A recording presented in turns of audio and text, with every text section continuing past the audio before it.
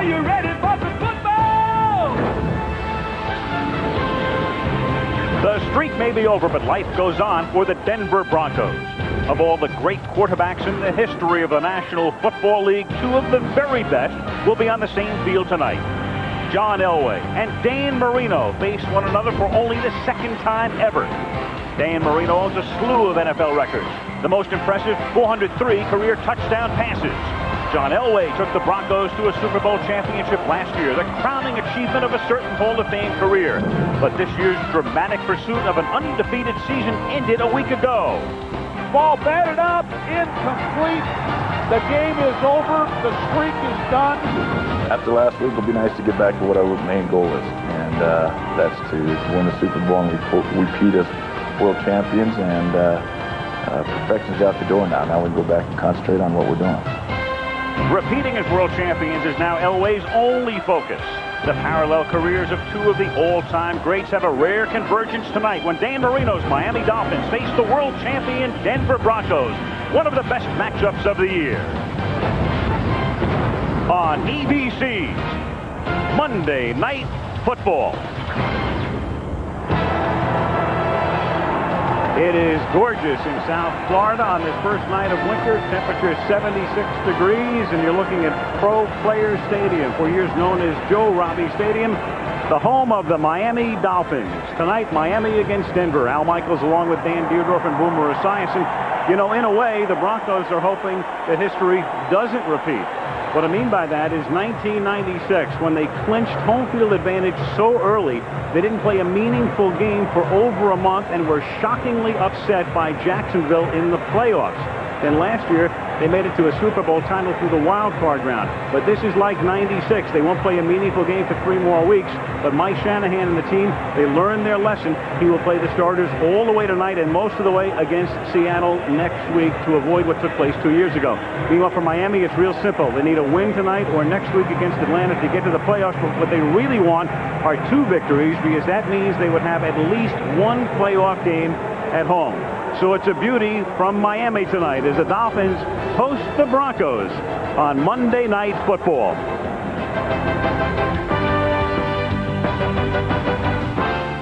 Start something special. Alero with the active response system. 16 features working together to keep you connected to the road. And one more, to keep you connected to your money. For a short time, get 0.99 financing on all 99 Oldsmobiles. That means average finance savings of $2,600 on Alero at the Start Something special event at your Oldsmobile dealer now. The amazing Wizard rotary tool does detail work, sharpen tools. The Wizard has 25% more torque. Soon your TV will have over 500 channels, almost enough to show you everything the Wizard can do. The Wizard, built by Black & Decker.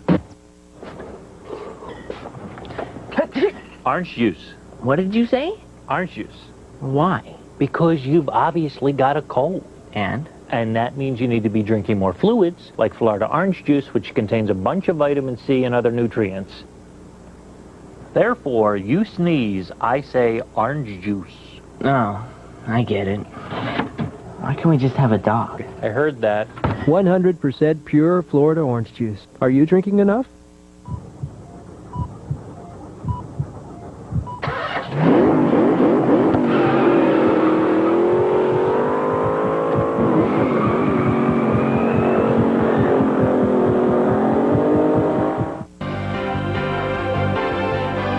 ABC Sports welcomes you to the following presentation of the National Football League.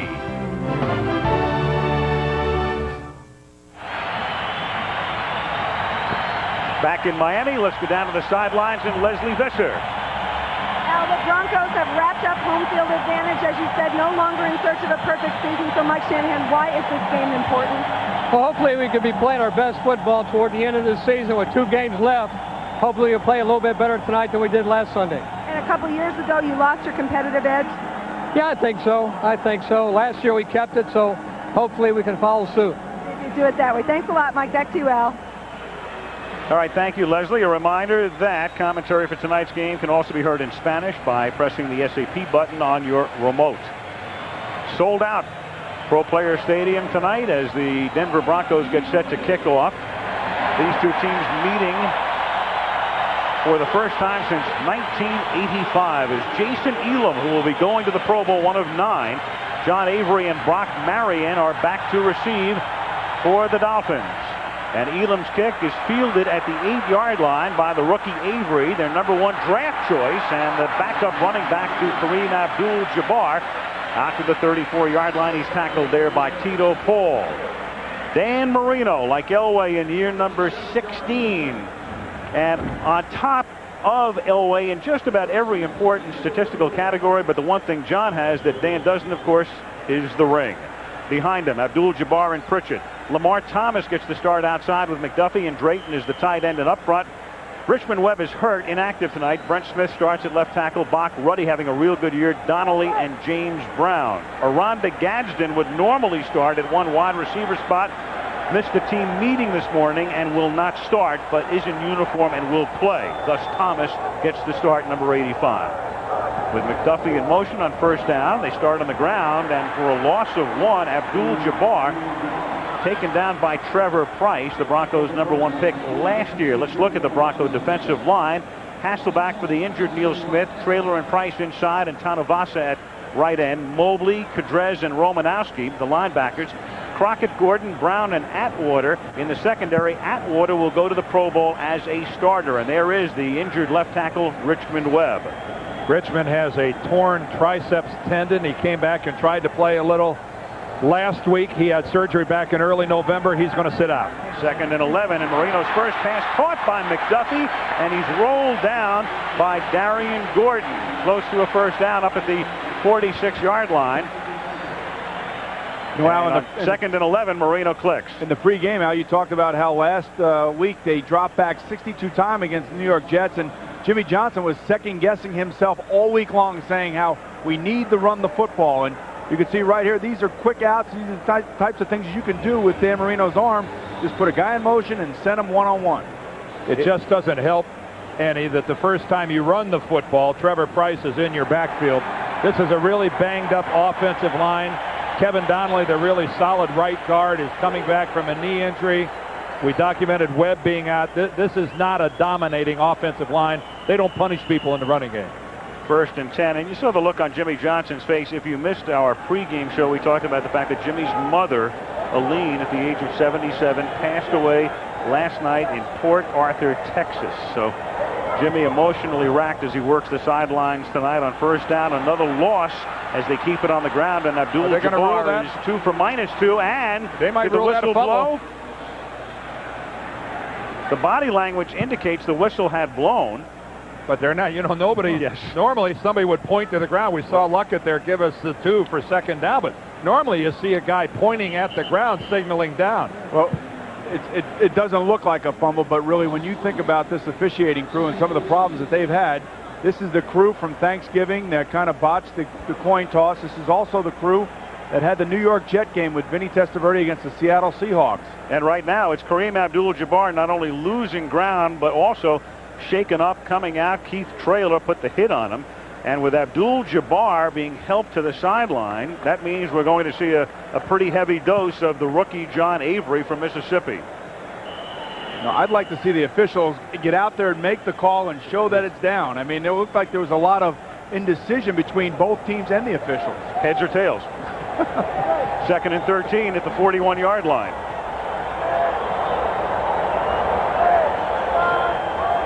Avery at 5'9", 190, and quick.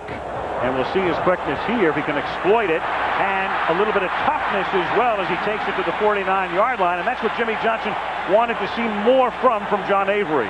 Well, he told us about Avery. I think he can be an every down back. Not being a real big guy at 190 pounds, he really has the look of that 3rd down receiving kind of back, that guy that maybe you give him a dozen or 15 handles a game. But Jimmy said no, he's tough enough to carry the ball 25 times. Well, tonight we might find out. Key block right there was by number 85, Lamar Thomas, on Steve Atwater. And Steve Atwater took exception after the play. That looks like it's going to be a nice battle as the evening goes on. Dan said looking like a third down back, but oddly he comes out on third down. They put Parmalee in on 3rd and 3, and Marino throws, and it's knocked away as Lamar Thomas was the intended receiver, and Tito Paul, who was beaten last week by Amani Toomer at the Meadowlands to stop the winning streak, busts up the play. Well, the fact of the matter is, as both of you know, players have gotten so big in this game, you just don't see every down backs anymore at 190 pounds. Terrell Davis is a solid 210, and most of the regular backs in this game are on the far side of 200 pounds. So Klaus Wilmsmeyer will kick. Line of scrimmage is the Denver 49-yard line. Darian Gordon will let it go, and Wilmsmeyer sends it into the end zone. And Denver will take it at the 20-yard line. With 11:54 to go in the opening quarter, John Elway and the Broncos with the ball when we come back. DJ 100. His farewell tour, but not necessarily so. Another great year for Elway, despite being in and out of the lineup with injuries. Bubby Brister's done a nice job in reserve. Davis and Griffith, backfield, Smith and McCaffrey outside, and Sharp is the tight end. Tony Jones will be going to the Pro Bowl. Schlereth, Nalen, Neal, and Swain up front. And Kareem Abdul-Jabbar shaken up on the first series, walking it off. He had to leave last week's game with a concussion. Crowd in full throat. And you're going to see John Elway audibling right here. He sees the press coverage. He's going to want to throw it outside or run it outside. And he'll run it outside with Davis, but he won't go anywhere as he's taken down by Kenny Mixon, a good-looking rookie out of LSU. Mixon, a number 2 draft choice in the spring, has started every game. Let's look at the Dolphin defense. The coordinator is George Hill. Mike Shanahan sending in a play on 2nd down. Mixon, Bowens to the Pro Bowl. Gardner and Taylor up front. Rogers, Zach Thomas, and Robert Jones are the backers. Buckley and Madison have done a wonderful job at the corners. Jackson and Marion are the safeties. Buckley and Jackson have 15 interceptions between them. On 2nd and 11. Elway to take off, and just does get back to the line of scrimmage, maybe picks up one, first by Taylor and then finally by Gardner. Gardner and Taylor converging to stop him. Well, the interesting thing about that play is that Denver emptied the backfield and put 5 guys out in the pattern, and Shannon Sharp was being chased by Zach Thomas. If they can get that matchup downfield, you would think that that's where they're going to try to exploit it. And John Elway's in the shotgun. You could see the pass rush coming at him. He steps up nicely and just gets caught from behind. 3rd down now and 11 from the 19-yard line. Elway fires, caught. McCaffrey, he'll go to the Pro Bowl as he floats over the middle, makes the grab, and knows exactly where the marker is and picks up the 1st down. Boy, he's had a tremendous year, and he's been their big play receiver, especially in the beginning of the year. A lot of people were paying attention to both Shannon Sharp and Rod Smith, and Ed McCaffrey came along, and all of a sudden now teams are starting to look out him, and now Rod Smith has had a better second half of the year. McCaffrey, though, is a big guy. You wouldn't expect him to have such a gaudy average, almost 17 yards per reception. After the Broncos' initial 1st down, Terrell Davis seeking the league rushing title, also a 2,000-yard season, and if he gets lucky, he has a shot to break Eric Dickerson's mark of over 2,100 yards, but that's a little dubious at this point. I think when they looked at the schedule and saw Miami here in the 15th week, that you would have to say that he'd have to have a big lead at trying to catch Dickerson. You see him right there with the 1,801 yards already, but it's that average at 5.2, folks. That's extraordinary company when you're running the ball at over 5 yards a clip. Not many guys have ever done it. 2nd and 7. Elway, look at that protection. And then he finds the open man, and it turns out to be Howard Griffith, who loses the football, but no, they say incomplete. He never had it. Incomplete. Play is over. Well, that's one official that waved that off. The one official on the sideline in front of the Miami bench was going to treat it as a fumble. Well, you know, this is the type of thing that they've had problems here with, because, you know, one official sees one thing and another official sees another, you know, and they're not real clear on their communication. But, well, Boomer, though, it's if one guy doesn't see it, he shouldn't call it. Right. That's a completed pass. Ooh, that is a fumble. That is a completed pass. You must demonstrate possession of the football and have both feet on the ground. That's a completed pass and then a fumble. Not even close. No. Even replay couldn't overturn that because that is the classic example of the inadvertent whistle right there. So even if replay had been in effect, it would still stand as an incomplete pass because the official had blown the whistle. First break goes to Denver. 3rd down and 7 as Elway throws, and it's Sharp making the catch over the middle at the 43. So another 3rd down conversion for the Broncos, tackled by Marion. Jimmy's still irate on the Miami sideline. Well, he's irate there because he felt Shannon Sharp pushed off on the last reception, but you could see right here clearly, if anything, he might be down before the ball comes out, but that looks more like a completed pass and a fumble than it does as an incompletion. 8.5 minutes left in the opening period with no score. This is the Broncos' first possession of the game. They have 2 first downs. It's 1st and 10. Davis swinging to the left side this time and taken down after a gain of about 3. Coming up from the corner is Sam Madison, having a great year. Jimmy Johnson telling us last night he hasn't blown one coverage all season. He said he's been outstanding in every facet of the game, and it's really an extraordinary combination with Madison and Buckley, the 2 corners. Between them, they have 15 interceptions. Madison with 7, Buckley with 8. And as you saw right there, Madison more than just the cover guy, awfully good on run support. 2nd and 7. The Broncs have scored in every first quarter this season.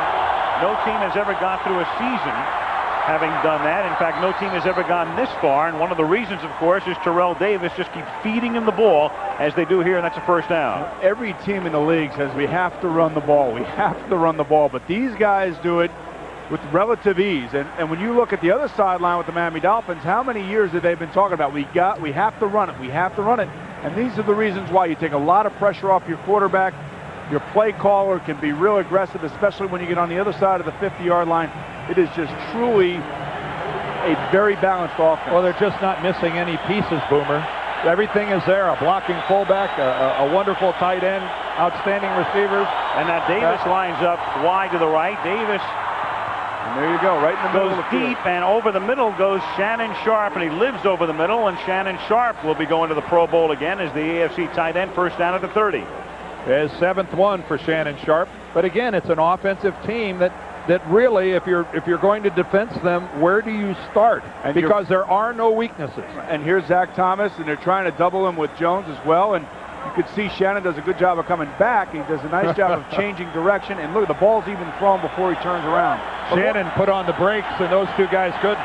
That's 1st down. They're in the shotgun. You don't see that often. 1st and 10 at the 30-yard line.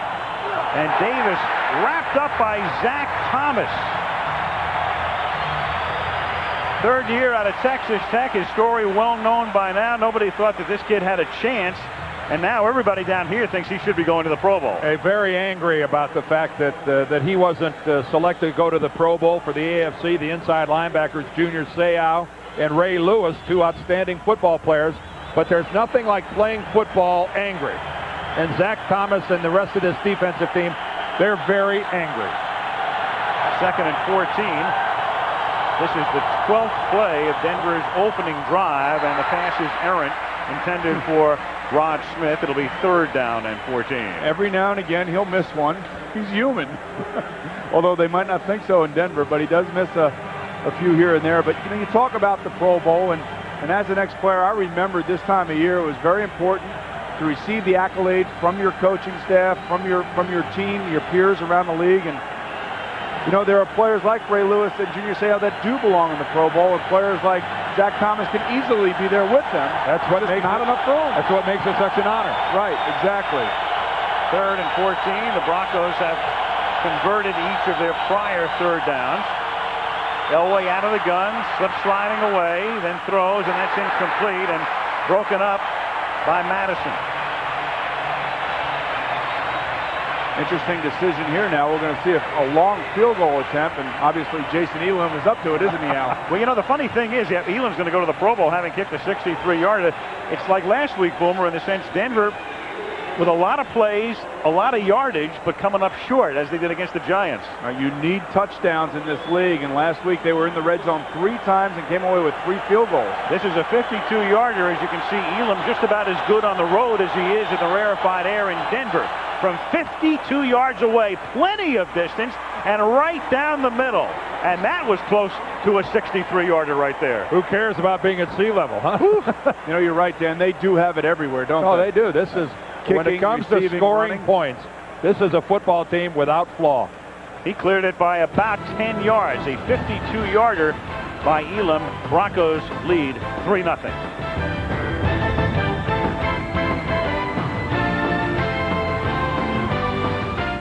You know, a man can be just. Abdul-Jabbar shaken up on the first series, but helmet on, ready to play, though he is not in at the moment as he seeks another 1,000-yard season, had one in his rookie year.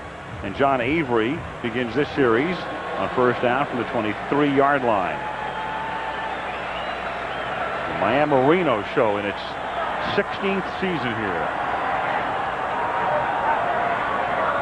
Duffy in motion on first down, and Marino going O.J.'s way out to the 33-yard line. Darian Gordon makes the tackle. O.J. came into the weekend as the leading receiver in the league in terms of receptions with 79. He's really done a nice job for the Miami Dolphins. You know, they really don't have a big play type of receiver, and O.J.'s more of an athletic inside receiver. You can see how big he is. He's not afraid to go across the middle, and really without the the threat of a big play type of guy, they got to throw the ball to him much more, and he's really reaping the benefits of that. What McDuffie doesn't have is just blazing straightaway speed. He's about a 4.6 40 guy when there are guys in this league that are down that 4.4 4.3 range.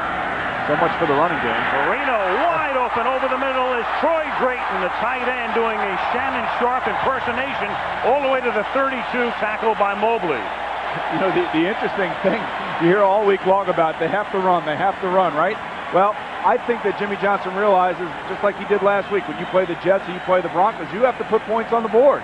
You can't play it close to the vest. And right here, Dan Marino does a nice job with the play fake, and he is as accurate as ever right down the middle. Jimmy is such a believer in his defense winning football games, but let's be realistic. This is the Denver Broncos. You are not going to hold them to 10 or 13 points tonight.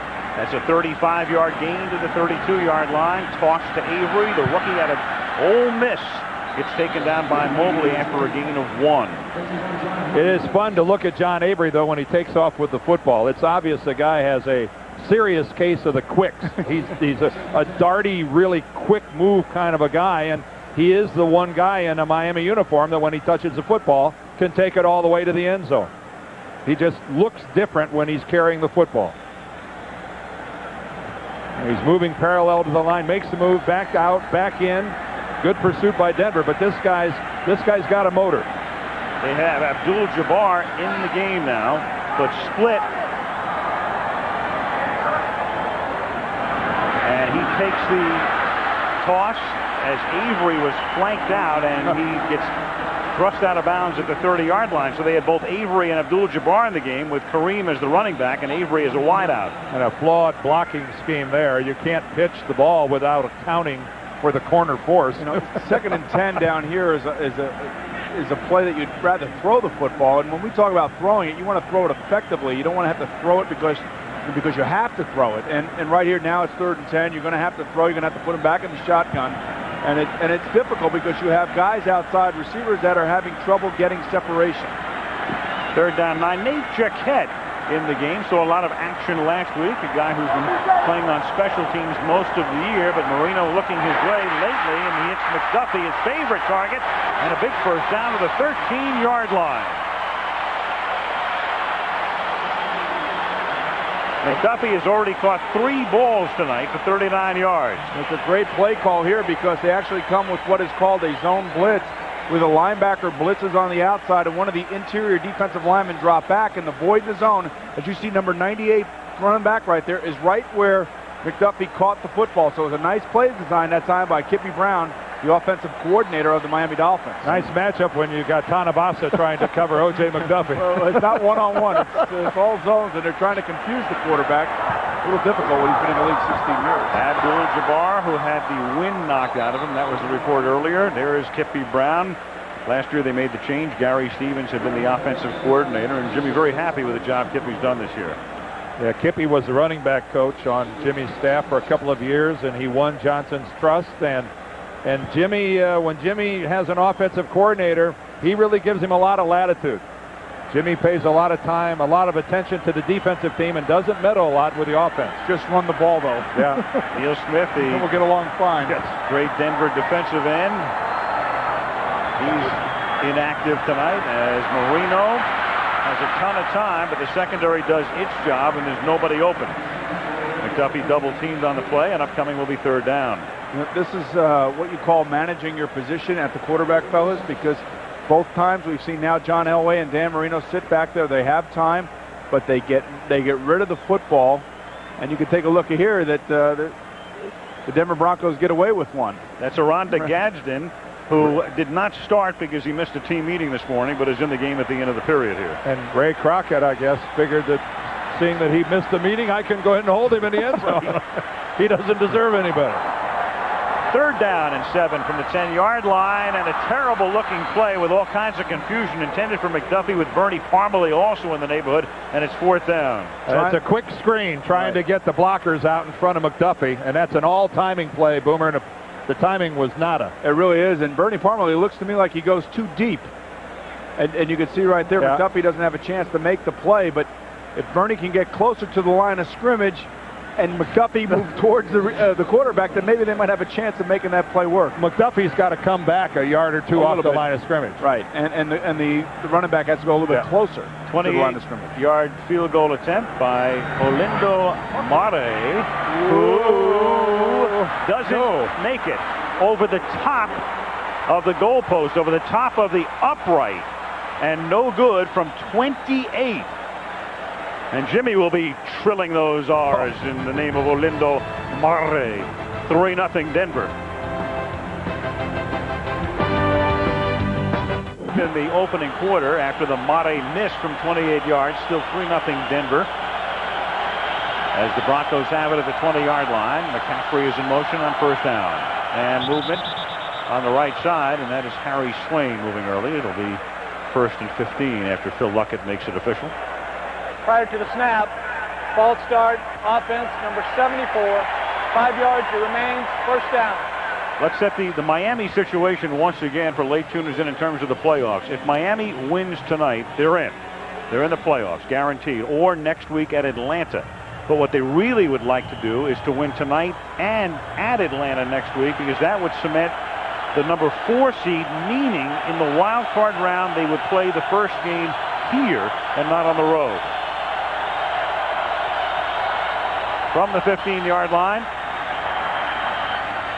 another flag as that play is whistled dead. Shannon Sharp was moving. Prior to the snap, false start, offense, number 84, 5-yard penalty, it remains, first down. They could also back in, gents, by even if they lost and Tennessee loses to Minnesota in Nashville on Saturday, Miami could actually really back into the playoffs, losing their last 3 games. I don't think they want to go to Buffalo or New England. I can tell you that right now. You want to have one of those 2 teams here, I would think. Simulating the snap right there with Shannon Sharp, and I can't imagine going into the playoffs having lost 3 games in a row. That's pretty safe to say a team that does that is going nowhere except home after the first week. Yeah, you'd be looking at 3 road games in the playoffs to get home as Davis takes it up to the 13, because Miami would have to win all 3 playoff games on the road, and then they'd get to the Super Bowl here. Right. Fat chance if they closed out 3 losses in a row. Monday Night Football being brought to you by Ford Taurus, Ford built to last. Prudential, bringing strength and stability to America's families through insurance, healthcare, real estate, and financial services.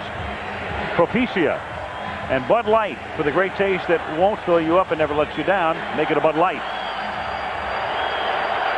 That still stands, doesn't it? No home team has ever played in their home stadium for a Super Bowl. Right, 2nd and 17, and it is Sharp, and Shannon looks for the flag. Oh, it looks like he yanked him down, didn't it? Byron Chamberlain. It was Byron Chamberlain, the other tight end. And there is no flag. Derek Rogers, the linebacker, with him. Mike Shanahan pleading his case. Well, definitely hooked him by the shoulders, but the ruling was that was not a ball that he could have caught. Ooh, close. Yeah, close.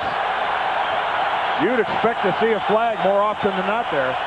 Chamberlain, a guy they think has a great future, fast and big, as Elway guns it on third down, intended for McCaffrey, and the coverage is brilliant. Patrick Surtain back there with him, and it's fourth down. You know, what you're seeing now by the Miami Dolphin defense is just exactly what they are. They're aggressive, they're fast, they're young, and maybe even more importantly, they're cheap. They don't cost a lot on that defense. No, there's not a lot of big money over there. Nope, and they are aggressive, and they line up, bump and run, and they'll play you all the way down the field. And they're led by this guy, Terrell Buckley, who told me before the game he's not worried about the Pro Bowl. He just wants the punt return king average. Tom Ruin to punt.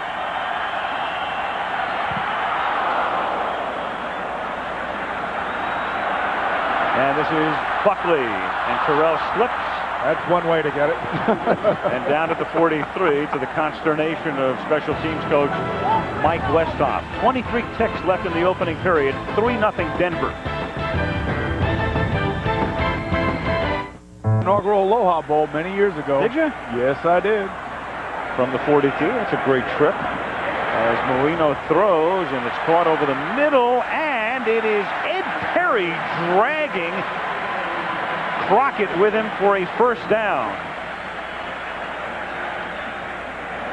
Ed Perry, the second tight end, as the quarter winds down.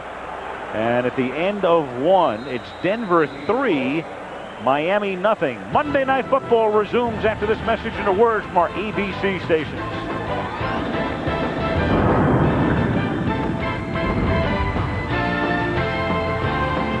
The Bills in one big game. There's John Avery, who is hurt, so Jimmy Johnson has just watched Kareem Abdul-Jabbar get shaken up on the first series tonight and come out for a while, and now his backup, John Avery, is down. And if anything that you can get out of the fact that the Broncos lost last week to the Giants, and speaking to almost every player out there on the Broncos squad, they were saying it was a wake-up call because we were not playing that well. A look at Avery as he gets shaken here 55 seconds into the second quarter. Shaken up after the tackle by Hasselbeck. Back in a moment.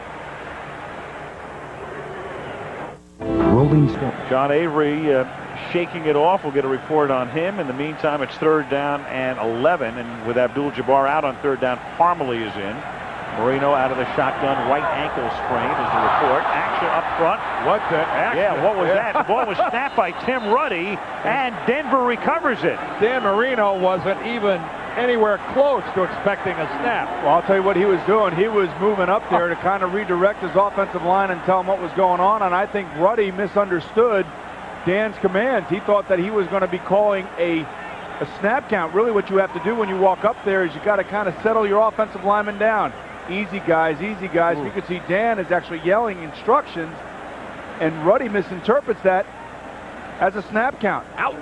Oh boy. Oh boy, that's the type of miscommunication between a veteran quarterback and a veteran center. You could see Ruddy right there. It's just saying, I know, I shouldn't have snapped it. You got decent field position, you're inside Denver territory, and then a gap like that.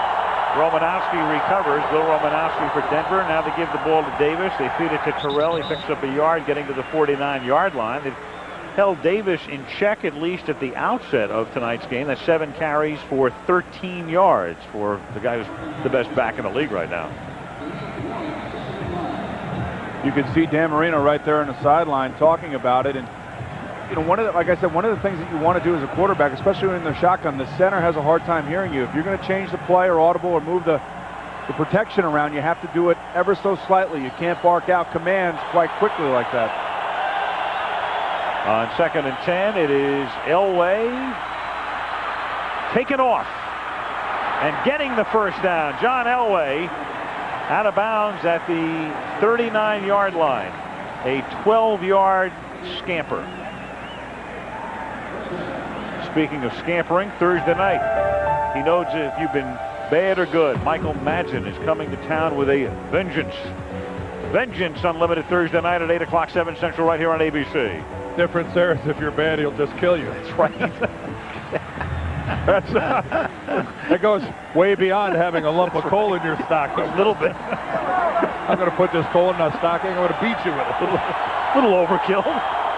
First down at the 38-yard line. Davis. And Terrell dragged down by Thomas after a gain of 4. So unlike some teams, the Denver Broncos will continue just to hammer Terrell Davis right up the middle at you. They know sooner or later you're going to get tired, and their game plan is to beat you down. And right around the third or fourth quarter, that's when he really starts to take over. This is nothing but straight ahead. A little draw play where the fullback leads and tries to get through on a linebacker, and Griffith had a little trouble getting through there on Zach Thomas, and Zach Thomas made the play.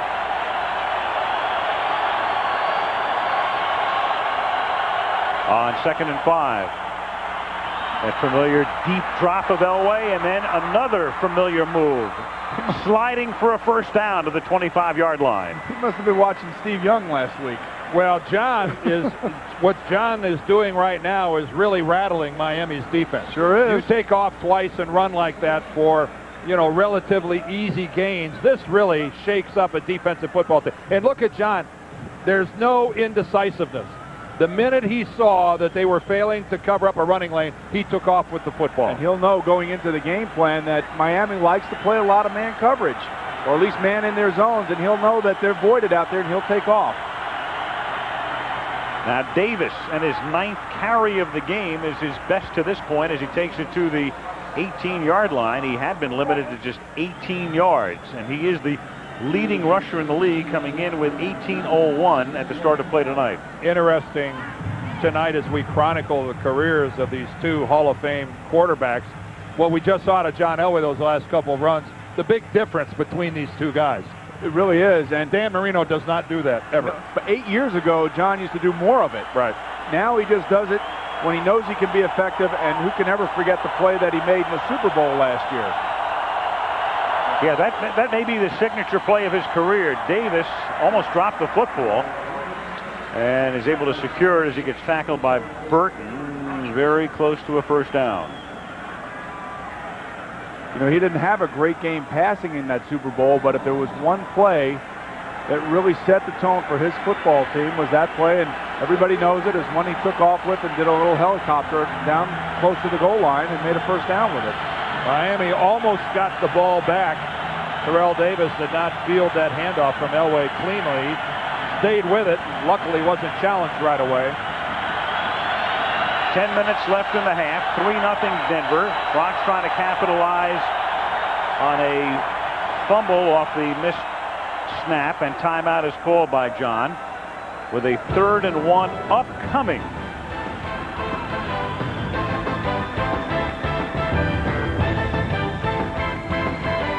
One airship. There it is, floating high above Pro Player Stadium, which opened for business in 1987. Now this is an area here where you might see a play fake to Terrell Davis. It's 3rd and short, and Miami's defense is going to be aggressive. 3rd and 1 from the 17-yard line. There it is. Off the fake. Elway throws, caught, first down. Rod Smith pulls it in at the 8-yard line as Boomer called the play to a guy, Rod Smith, who last year was the key guy, and now he's been doubled so much this year that McCaffrey's been the beneficiary. Yeah, and McCaffrey really has, and we talked about that early on in the season. It seemed like every time you turned on some highlights, Ed McCaffrey was making a touchdown. And then now, as the season has progressed, Smith has really caught up to him now. And you could see they're just so dangerous, not only at the wide receiver position, but at tight end, running back, and quarterback. As you said, Dan, they're fully loaded. 75th catch of the season for Rod Smith. 1st and goal from the 7. TD.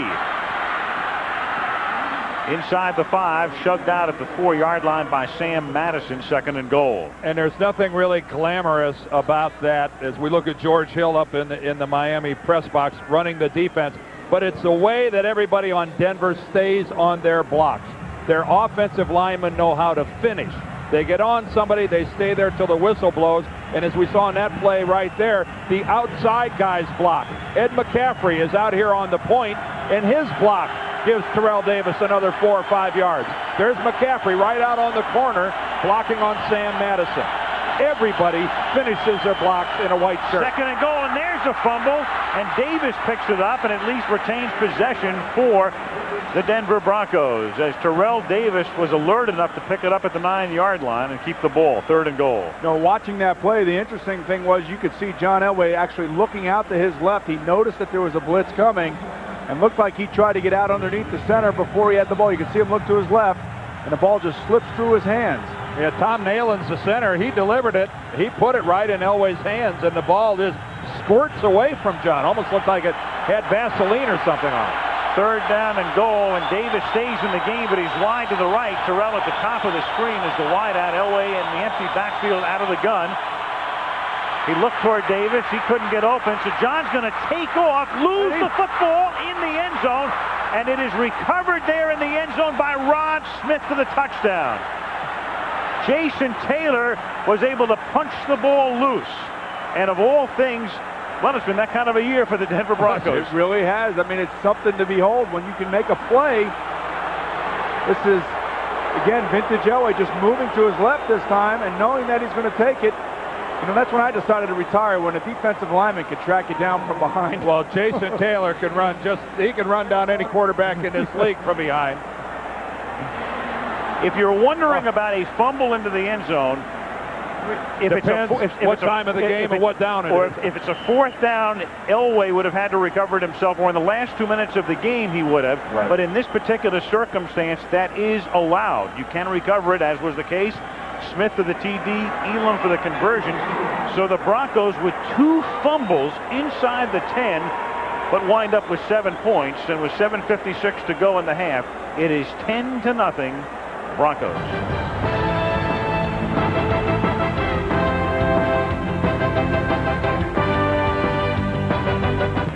And the Dolphins.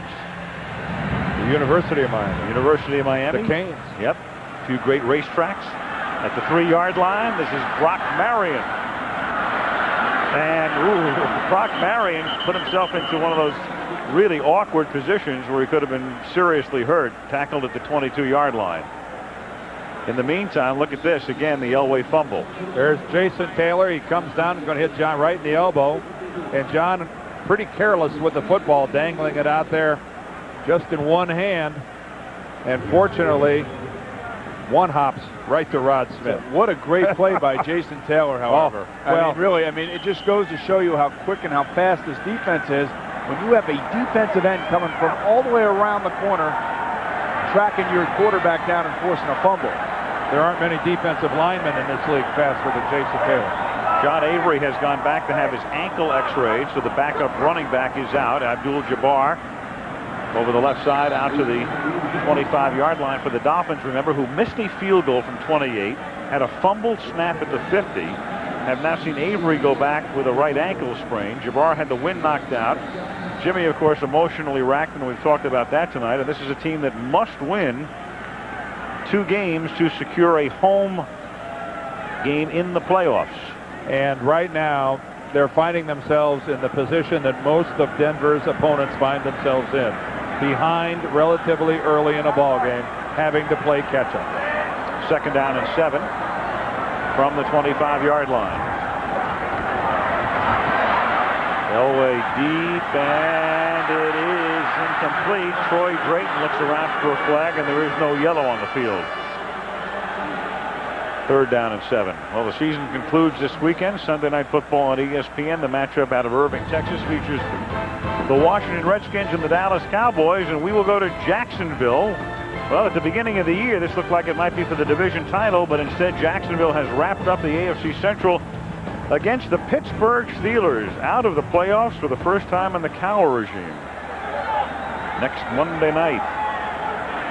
If nothing else, we'll have a few stories to talk about. It has been a very unusual year in Pittsburgh. 3rd down, and it is incomplete as Aronda Gadsden can't hold on, covered by Torrey James. You know, you just see an offense that is so struggling. Their receivers can't get away from anybody, and really what Denver does to you on defense is they put pressure on you by bringing linebackers and dropping off defensive linemen, and This is the problem that you have when your receivers are banged up, as Aronde is. He does not get any separation from the defensive back whatsoever. The quarterback really has no place to throw the football. Darian Gordon back to receive. Dan, I promised Klaus that we'd call him Wilmsmeyer once tonight. Wilmsmeyer. He said, my father, Klaus Sr., will love it in Toronto. So Wilmsmeyer's kick, hauled in by Gordon at the 31, and he's out of bounds at the 38. Klaus, you will punt the ball, and you will punt it well. Good punt. 6:41 left in the half, and there's a flag down, so hold the band. Hold the band, stop it. This has either got to be some sort of unsportsmanlike conduct or holding. There you have it. But it looked almost to me like it was a clip in the back down here along the sideline, an illegal block in the back, but they didn't see it. And you could see Jimmy Johnson was arguing on the sideline because he wanted the clip in the back down here.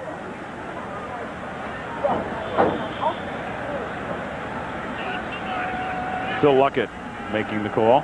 Watch number 39 Holding. right here. Receiving team number 89. The foul occurred during the return. 10 yards. First down. And that was right in front of the side judge right there. And Jimmy Johnson was screaming, wanting that penalty. It moves it back to the 28. 6:41 to the half. 10-zip Denver. Oh, no, it's beautiful down here. Temperature today in the low 80s. Nice breeze off the ocean. Al Michaels, Dan Dierdorf, Boomer Esiason, Leslie Visser, 10-0 Denver. Broncos have it at the 28-yard line, and Elway buying time with that fake, and then it's incomplete over the middle, intended for Shannon Sharp, who looks around and says, where's that flag? Shannon looking like a jewelry store out there. Well, he's beautiful now. He'll tell you a few things about himself on the field, and he'll also tell you a few things about yourself. Boomer, take a look at this. Last time Elway faced Marino in '85, 13 years ago. 4 guys on the left still active: Cunningham, Moon, DeBerg, and Craig, but 6 guys announcing football, including me. There you are, right at the bottom there. Proves it's easier to talk than to play. 2nd and 10. Oh, you would know, Dan. Oh, believe me.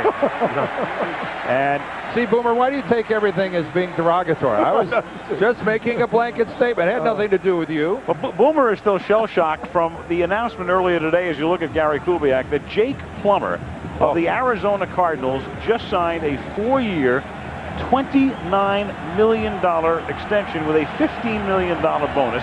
2nd highest contract in the history of the NFL to Steve Young. Hey, I'm happy he gets it, but you know what? When I was there, they told me they had no cash. I was like, what's going on? It's all the money he's been saving up the last 30 years. Right, it's in the market. 3rd down and 10. Elway under pressure throws. It's a short throw, and Smith adjusted but couldn't make the play. Brian Walker back on the coverage, along with Jerry Wilson had blitzed that time to put the pressure on Elway. No, safety blitz off the side and forced John to throw the ball quickly, and he tried to lay it up there, give Smith a chance. You can see number 24 come right off the corner here. John sees him, no panic, just throw it up and give your receiver a chance to make a play for it. Tom Ruin to punt now at the 28-yard line. You're not gonna force these quarterbacks into panicking. They've seen it all, and they've handled it all, and they've had success against all those different blitzes. Terrell Buckley, that's a good kick. It's a great kick. 54 yards, and Buckley brings it back to the 26-yard line. And it's Keith Burns down there to stop him at the end. Tomorrow night on ABC, it's the annual Barbara Walters 10 Most Celebrated People special, the most fascinating people of 1998. That's tomorrow at 10 o'clock, 9 Central Time, and we know one of those guys is Mr. Mark McGwire. So the interesting thing about the Jake Plummer contract is that, there are going to be a few other guys that are going to come up here now for renegotiations and extensions, and really Jake has done a great job out there. I think he has 8 comebacks in the last 2 years, and you talk about comebacks and you talk about great quarterbacks. These 2 here tonight, I think Jake's off to a great start. First down from the 26-yard line. Marino throws, and it's caught up at the 31. The catch hauled in there by Nate Jaquette, tackled by Gordon. Boomer, I only wish I had my Instamatic when I broke the news to Elway before the game what Plummer got in that deal. Oh, Hey, you know, it's all about timing and being in the right place at the right time. And, you know, Jake's a local hero there. You know, he played for ASU. And it's a smart move by the Cardinals. Right, you know, and they're struggling. And somebody was telling me that I guess they think between 10 and 15,000 more fans are going to the games for him. And, you know, maybe they can get back on track by getting to the playoffs for the first time in many years this year. Second down and 4 at the 32-yard line as Marino throws, and that's caught wide open as Lamar Thomas, and Miami gets the big play it needs at this point all the way to the 42-yard line. Thomas springs free over the middle and picks up 26. Boy, Thomas landed awkwardly, though. I think he banged himself up a little bit when he came down. Boy, he was digging for every extra yard, but he's going to go off the field. This will leave a mark the way he landed. And I'll tell you, somebody blew a coverage zone there. It might have been Romanowski. It looks like he got back pretty deep, and Thomas came underneath. Now, if you're going to make a mistake, Romo's going to make you pay for it at the end here. I should know because he intercepted me here in the Super Bowl many years ago. First down at the 42-yard line, Abdul-Jabbar. What a memory, bro. Oh, one I tried to forget, but every time I see this part of the field down here in Pro Player, this is exactly where it took place. Meanwhile, James Brown, the big right tackle of the Dolphins, into a little shoving match with your buddy. The aforementioned Romanowski, he's in a little tussle. Oh, well, look at that guy move. I guess it really happened. Rolling, throwing, and I can't believe he threw that pass. Bill Romanowski intercepts for the 49ers, who'll go on to win on that Montana drive. John Taylor's touchdown catch at the end. Okay. Our defense held them, and they missed the field goal after that. Gotcha. I was reminded before the game, thank you. A turnover that did not result in points. That's right. Our defense kept us in the game. Thank goodness they were there. Timeout Miami with 2nd and 10 upcoming. 10-zip Bronx. The head coaching vacancies. The other guy we've been seeing tonight, Gary Kubiak, is a serious contender. You would think at this point, in fact, with the Cleveland Browns in the next few days allowed to begin to interview coaches, Gary Kubiak is one of those guys who will, I'm sure, be interviewed by the Browns. Yeah, every other team has to wait until that particular team's coaching staff is done with their season, regardless of how deep they go into the playoffs. Only the Browns have an exemption this year from that rule. I think, they start next week? I believe it's next Monday. Yeah, I think so, too. You spend that much money on a football team, you better get some breaks. 2nd and 10, and the pass is behind Thomas, so Lamar was shaken and then comes back and can't hold that one in. Monday Night Football is being brought to you by Chrysler, engineered to be great cars. Budweiser, since 1876, the classic American lager. And the New York Stock Exchange. The world puts its stock in us. Did today mark it up about 85 after, I think at one point it was up about 170. Curbs were in most of the day. Very early on they were in. 3rd down and 10. Should we go to Marita Bartiromo for a report or no? Never mind. 3rd down and 10 from the 42-yard line. You'd like to. The pass is incomplete, and it's 4th down. Aranda Gadsden was the intended receiver. You have to remember that Dan Marino has had some great wide receivers here in his tenure playing here, and right now Aranda Gadsden's playing with 2 bad turf toes. He's also coming off a year in the Arena League, and it's kind of beat up, and you can see him limping there a little bit. And, you know, it's frustrating for a quarterback when you drop back and you don't have confidence in your guys to get open, especially when it's against press coverage like that. Gadsden played with the Portland Forest Dragons of the Arena League, and that is a high-floating kick. In fact, the infield fly rule is in effect on that Wilmsmeyer boot that winds up rolling dead at the 23-yard line to the consternation of the crowd. Let us go to Leslie Visser. Leslie. Evening, gentlemen. Well, you may know, Al, that 10 minutes after the Giants beat the Broncos, Nick Buoniconti was on his way here to Pro Player Stadium. How good did that champagne taste? They're very, very good, Leslie. I'll tell you what, everybody says, don't you wish that the Miami Dolphins had a chance to beat the Broncos? I said, no. The Giants are my new favorite team. I love them. Well, everyone would want to know, how would your 72 team handle the 98 Broncos? Oh, I think we do pretty well against them. We had a great running game. We had a great offensive line.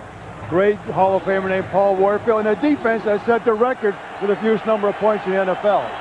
You ought to be an announcer. Thanks very much, Nick. Back to you, Al. Thank you, Leslie. As the Broncos on first down from the 22. Elway going deep and incomplete, intended for McCaffrey, covered by Terrell Buckley. But John's going to have to complete a few passes just to get up somewhere close to 50%.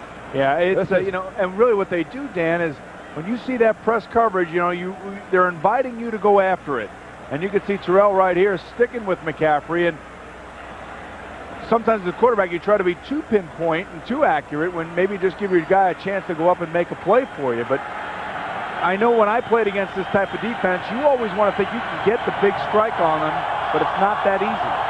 Elway, an uncharacteristic 4 out of 12, 33%. And on 2nd and 10, Davis swings to the outside. Good tackle. That's Sam Madison. Dan mentioned before, not only great in coverage, but run support, and that's the second time he's made a great play on run support tonight. The whole concept of this Miami defense is built around the two big guys inside, Gardner and Bowens, and then forcing everything to the outside where they count on their team speed to always be able to get to the sidelines. And that was an excellent illustration.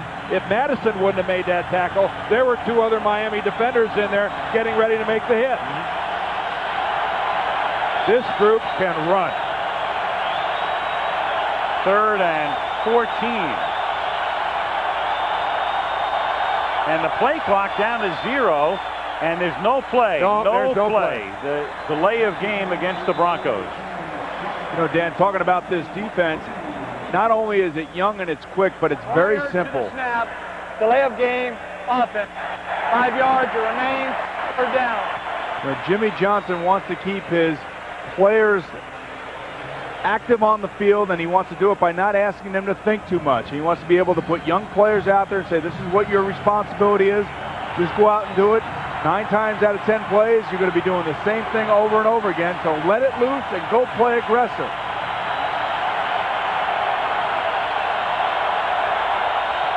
2:13 to the half. The momentary stoppage here to put some time back on the game clock. And as a quarterback, this is really gets nasty. On the road, the fans are into it. The defense is fired up, and you got to make your quick decisions. 3rd down and 9. Surtain blitzing from the corner.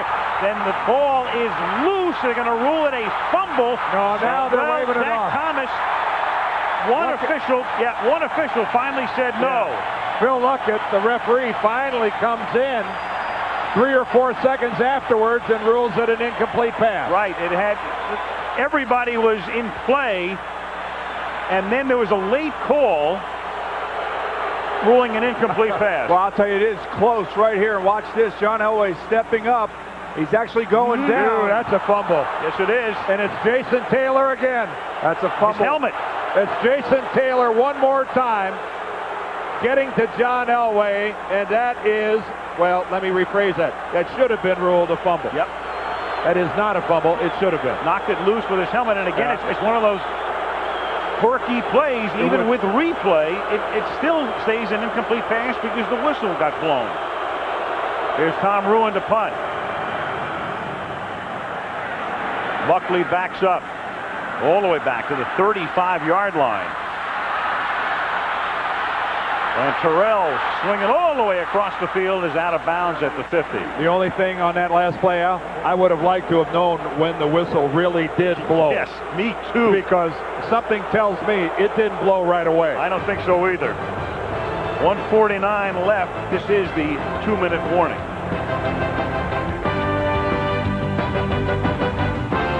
I guess they don't know Phil Luckett's name. They're yelling referee, and you know the rest.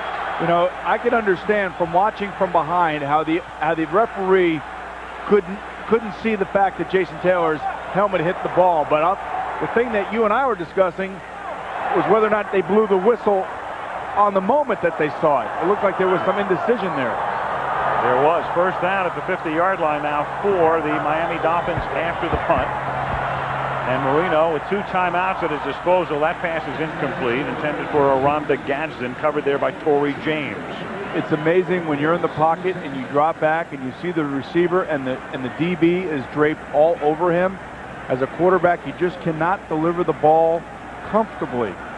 You just don't feel very confident about putting it in there. And you can see right here, Watch how they're right next to each other. There's no separation whatsoever. Word Velcro come to mind? You know, and again, it goes back to Ronnie. He has 2 bad big toes, and he's not moving very good.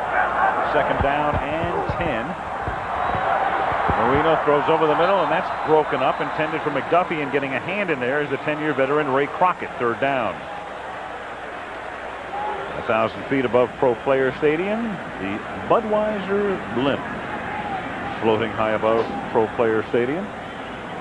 Built by the late Dolphins owner, Joe Robbie. The stadium was named for him for a number of years.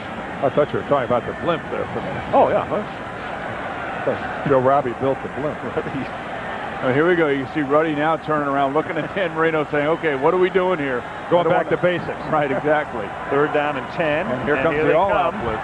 And Marino has to get rid of it in a hurry, and Nate Jackett is able to adjust and make the catch despite the coverage by Torrey James. Nate, who caught 5 balls last week, a 29-yard pickup here. A kid out of San Diego State, drafted by Indianapolis, released by them, picked up this summer by the Dolphins, and has spent time mainly on special teams. Again, in the face of the blitz, the quarterback does not panic. Then he throws it up down the sideline, and Jaquette makes the play on a DB who's got his back turned. Now Marino saving those 2 timeouts. It's Stanley Pritchett, the fullback. Good call, and a first down inside the 10, first and goal. A first down and a stoppage of the clock. So that was good execution by the Miami Dolphins. They got the long completion. They were at a good pace in getting up to the line of scrimmage, and they ran a play, picked up 11 or 12 yards, and stopped the clock. This was really nicely done. You could see the blitz on the previous play, and Marino standing in there and giving his receiver a chance to come back to the underthrown ball, one of the more difficult situations a DB finds himself in. First and goal from the 9. 4-man rush. Marino throws, and it is caught in the end zone by Thomas.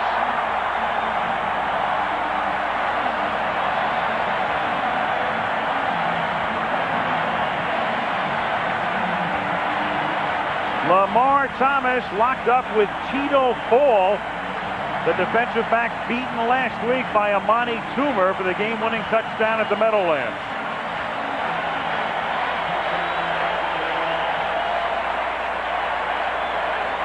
Again, it's just a nice throw to the outside. It's kind of a fade route, and you try to throw it behind the head of the defensive back. And defensive back, that's called ball skills, getting up there and going after the football, something Tito didn't do on that particular play. Mate for the point after. Thomas had not caught a touchdown pass since the 3rd week of the season. And for Dan Marino, that is career touchdown pass number 404. But I think it tells you everything that we need to know for this game about where the Dolphins are offensively in either running or throwing the football. First and goal at the 9-yard line with 2 timeouts remaining. They go to the shotgun formation. They are using their strength. They're using their PhD in offense, Dan Marino. They really are, and it's, you say that, it's kind of funny that Dan Marino is now in an offense that is so simplified that really any player that comes in here off the waiver wire should be able to pick it up, and that's why Jimmy Johnson did it. Plus the combination of young receivers and young running backs takes the onus off of them mentally and emotionally, but it really puts the handcuffs on Dan Marino. But they had plenty of time to run the football if they would have wanted to. They could have gone into a regular offensive set with the 2 timeouts, but no, put it in the arm of the guy that brought you here. Dan Marino, and it's 19 this year for Dan, and the 404, of course, is a record. More than a record. By plenty. Oh, he's got more touchdown passes than some franchises. 16 years, and Dan wants to stick around for a while. He is not thinking about retirement. It's a bouncing ball fielded at the 16-yard line. This is Detron Smith, a backup fullback, taking it up to the 31-yard line with 50 seconds remaining in the half. And Elway has 2 timeouts. 10-7 Denver. I don't necessarily know about that kick here. This is not a terribly difficult situation for John Elway to be in. This is something that he relishes and he does very well. The 2-minute drill at the end of a half, and you know, this is still a dangerous situation for the Miami Dolphins. They might think that they have momentum on their side, but this guy right here can dispel that in a moment's notice.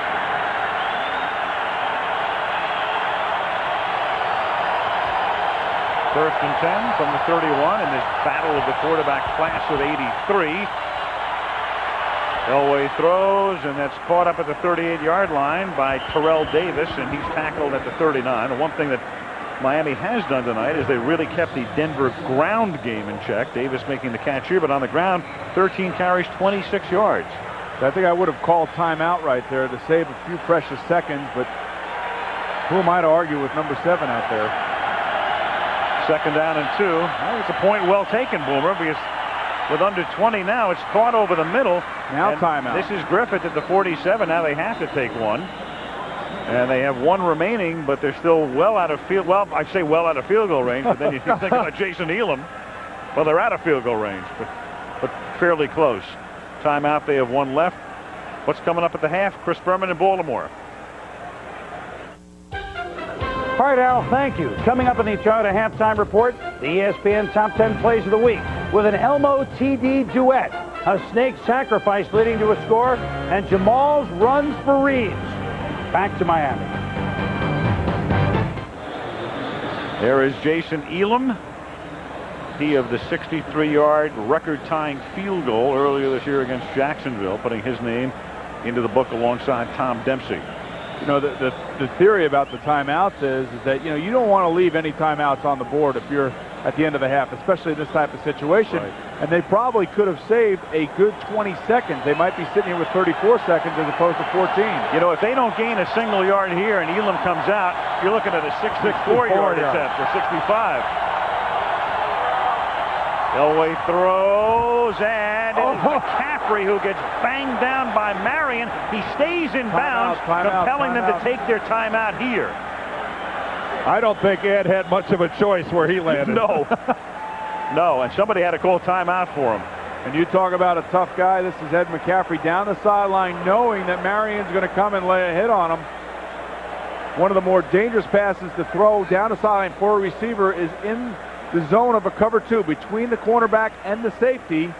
That will leave a mark. That sure will. That'll leave a mark. And for Ed, he goes over 1,000 yards in receptions this season, and he'll remember that one. And that's how you tackle. You tackle with your shoulder, not your helmet. So the line of scrimmage is the 26. The field goal attempt by Elam now as they set it up. Bruin will put it down at the 34, so a 44-yard attempt. That would have been more fun if he would have been an incomplete.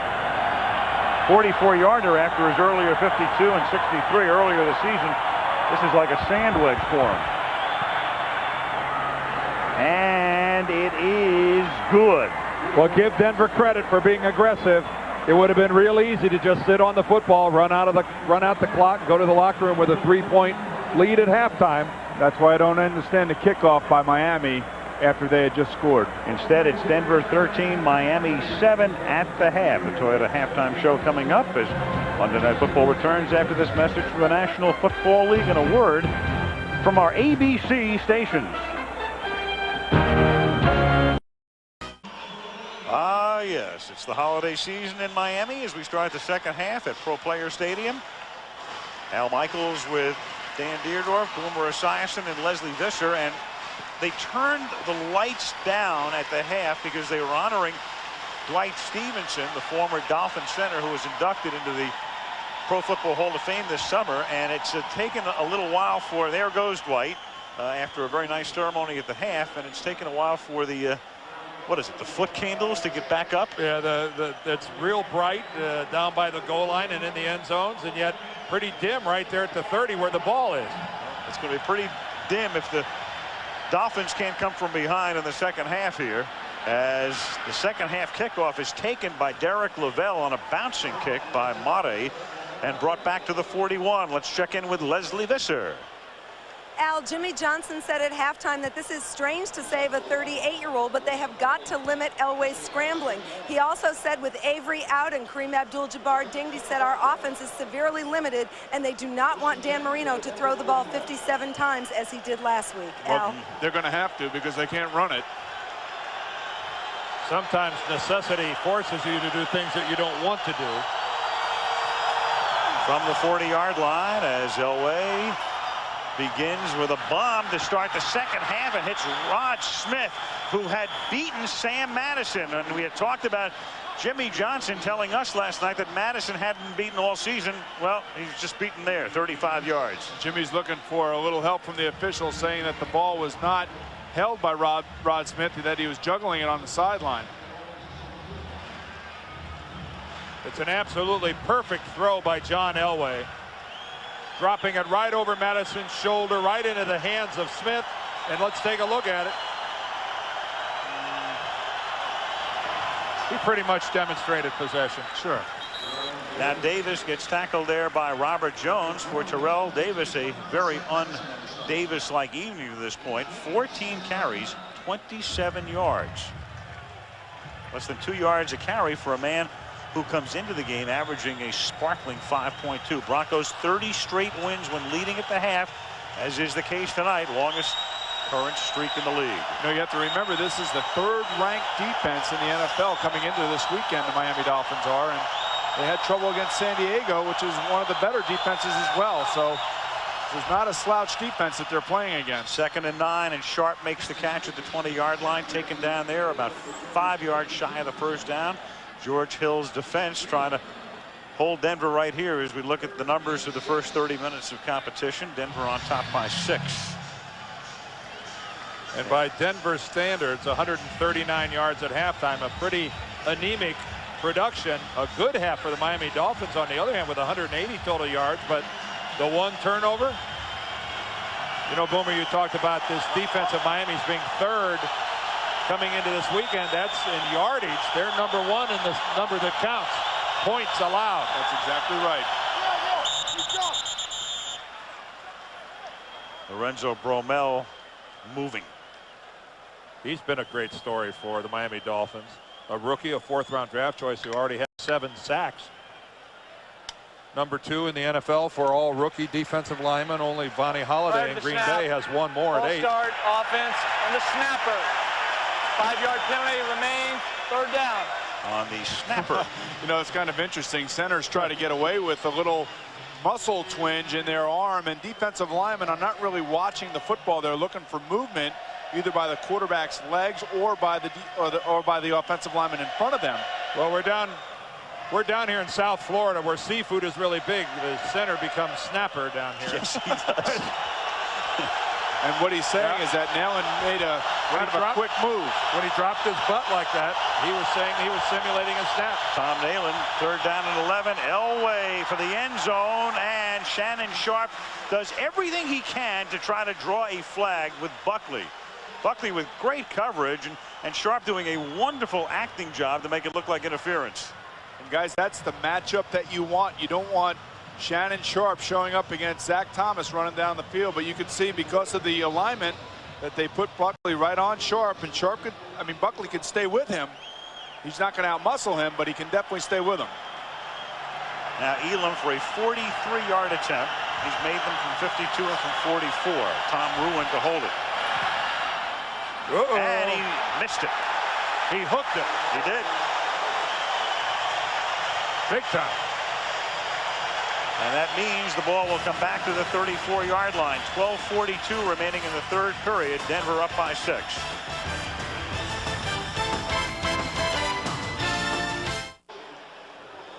Wayne Huizenga, the owner of the Miami Dolphins and the man who brought Jimmy Johnson into the fold. Jimmy now completing his 3rd year at the helm, and watching his team with the ball at the 33-yard line. 1st down and 10 is Dan Marino, down by 6. Has the ball for the first time in the 2nd half. Buying time, dump off, caught by Kareem Abdul-Jabbar. And he's up to the 38-yard line, and he's tackled there by Atwater.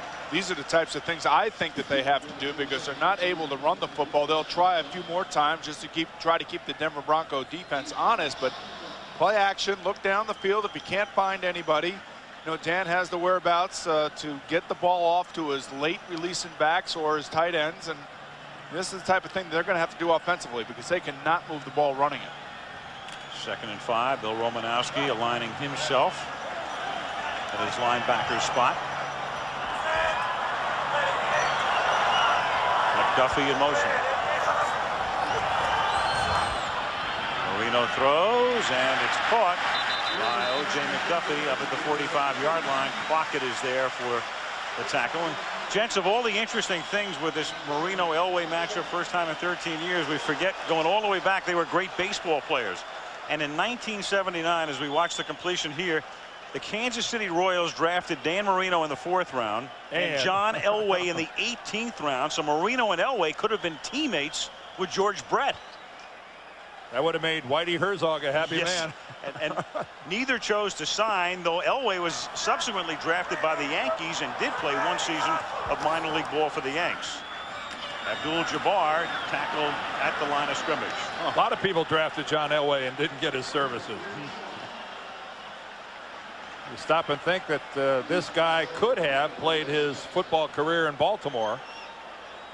The Colts then were by the Bay, and John made it known no way was that going to happen. And Denver, for a whole bunch of players and whatnot, ended up with the rights to John Elway, and the rest, as they say, we all know what happened. 2nd and 11, 10:40 to go in the 3rd. Chris Hinton, one of the guys that ended up going to Baltimore for Elway. Good player. Marino throws, caught by Thomas, and Thomas is able to get free for the touchdown, his 2nd. Oh boy, did George Coghill make a mistake. He went for the interception as opposed to playing the man and the football. And again, that was that seam throw against that cover 2, and he threw it to the sideline. You saw Brock Marion just absolutely lay out Ed McCaffrey of the Broncos, and this time Coghill goes for the football as opposed to for the man. He's still got enough gun in his arm, I can tell you that. And, a dangerous play by a safety. And Thomas just does it easily, the rest on his own. So Miami with the lead. Mate's kick gives them the lead. And in Thomas's 6-year career, this is the first time he has scored 2 touchdowns in a game, and he couldn't have picked a better time. 14-13.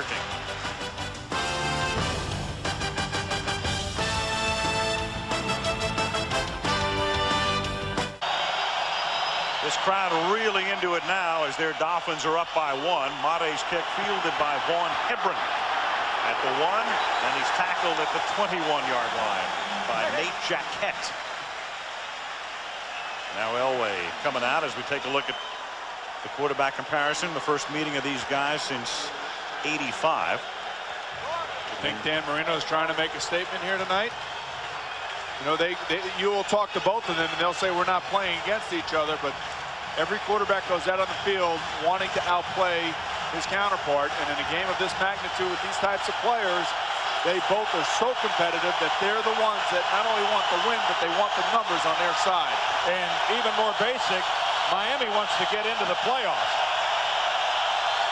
A win tonight, they clinch a playoff spot as Elway gets flushed out, throws underneath, and they bust up the play as Davis makes the catch, but right there to bring him down was Darrell Gardner. You know, and a real indication of that, guys, is that we didn't see the rushing statistics for John Elway, but when he's starting to make plays with his legs, it goes to show you just how important this game means to him. Well, he wants this one very badly. There's no question about that. Tonight, he's rushed 4 times for 23 yards. He almost has as many yards as Davis has in 14 carries. Well, he's like Steve Young in that respect. He really can't play any other way. It's just not in his nature. 2nd and 13. Draw. Davis, and that's Derek Lavelle, and he gets taken down immediately as the play is made by Robert Jones. Well, keep in mind now, we talked about it earlier. This is a defensive football team that really feels that they were slighted in the Pro Bowl balloting. Only defensive tackle Tim Bowens is going to Hawaii, and they really came in on this national stage wanting to prove something tonight. And look at that stick by Jones. Textbook. You know, I cannot even begin to tell you how nasty it is back there for the quarterback, with how loud it is here, how quick this defense is playing. 3rd and 13, they blitz. Denver picks it up. That gives Elway the time to throw, but good coverage in the secondary. Rod Smith has it broken up by Patrick Surtain. And that's the rookie that Jimmy Johnson says is going to be great. Their second-round draft choice this year, and he came up big that time. Look how tight he is all over Rod Smith. You could see both guys covered, and Surtain actually getting in there and trying to get some hands on him. And Elway tries to underthrow the ball. A smart play, but Surtain was right there for the answer. That time it's Smith that can't get separation. Tom ruined the punt. Terrell Buckley back to accept it. Nice kick. Really good kick. 52 yards. Buckley from the 30. Taken down at the 36-yard line. The tackle made there by John Mobley. 8:33 left in the third. Miami up by 1.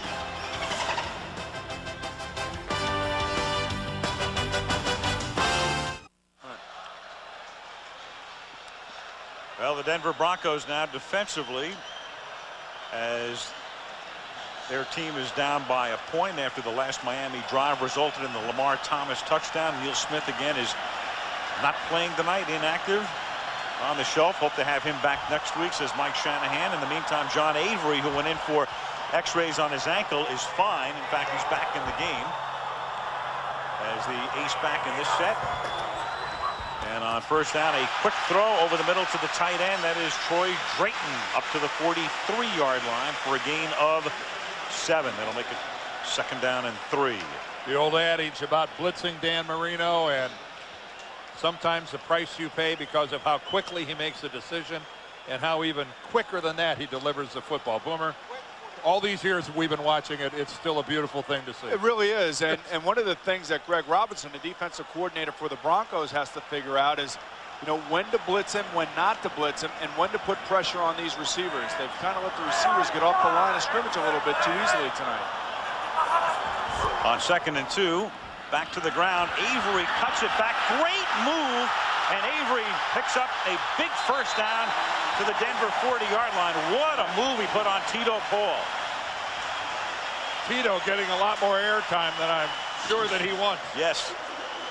In the last 8 days. You know, Tito is a wonderful athlete. I've actually played with him in Cincinnati and Arizona, and tonight he's had an opportunity to make 2 plays that he wasn't able to make, and right here's one of them. That's what we call a whiff. And you talked about the quickness, however, of Avery and what he can do when he has the football. And this is just a cutback. He starts one way and then cuts all the way against the grain. A good way to play against an over-pursuing defense like the Denver Broncos. From the 40-yard line, Marino over the middle, guns that one to his tight end, Drayton. So 2 passes to Drayton on this drive. First down, tackled by Coghill at the 20. I've been in games where Dan Marino has gotten hot, and you want to do anything you can to get him out of his rhythm. And right now, you're seeing just how masterful he can be when he's given the opportunity to throw footballs at the right time on first down and on second down. And he is just picking the Denver defense apart right now. He doesn't have to throw. He's throwing when he wants to right now. First down at the 19 with 6:40 to go in the third. To the ground again to Avery. And Avery gets stopped after a gain of 1, maybe 2 by Steve Atwater. Marino tonight, a good night statistically. His rating computes to 128. And the interesting thing about Dan, all season long and going back to the middle of last year, he has not had a single game where his pass rating has been over 100. I think, what, like 19 games, exactly. I believe? But you know what? Dan Marino is a prime-time player, guys. We all know that. And tonight, this game has been billed a match between he and John Elway, and both are going toe-to-toe. And right now, you would say that Dan Marino is on his game. 2nd and 8, and Marino throws. Adjusting is Thomas, a touchdown. That's the hat trick for him. And here goes the 3rd ball up into the stands. What a night for Lamar Thomas. Played collegiately here for the Hurricanes. Oh. This guy had 2 touchdowns coming into the game tonight. None since week 3. Oh. Look at this adjustment to the ball, and then the grab over Darian Gordon. Fabulous.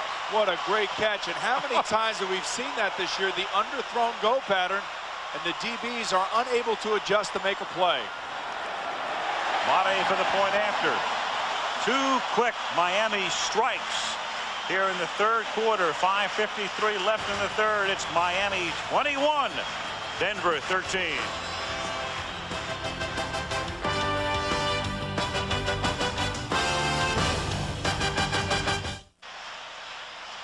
Dan Marino and Lamar Thomas have now combined for 3 touchdown passes in a span of 10 minutes, 1 second. Dan has completed his last 9 straight.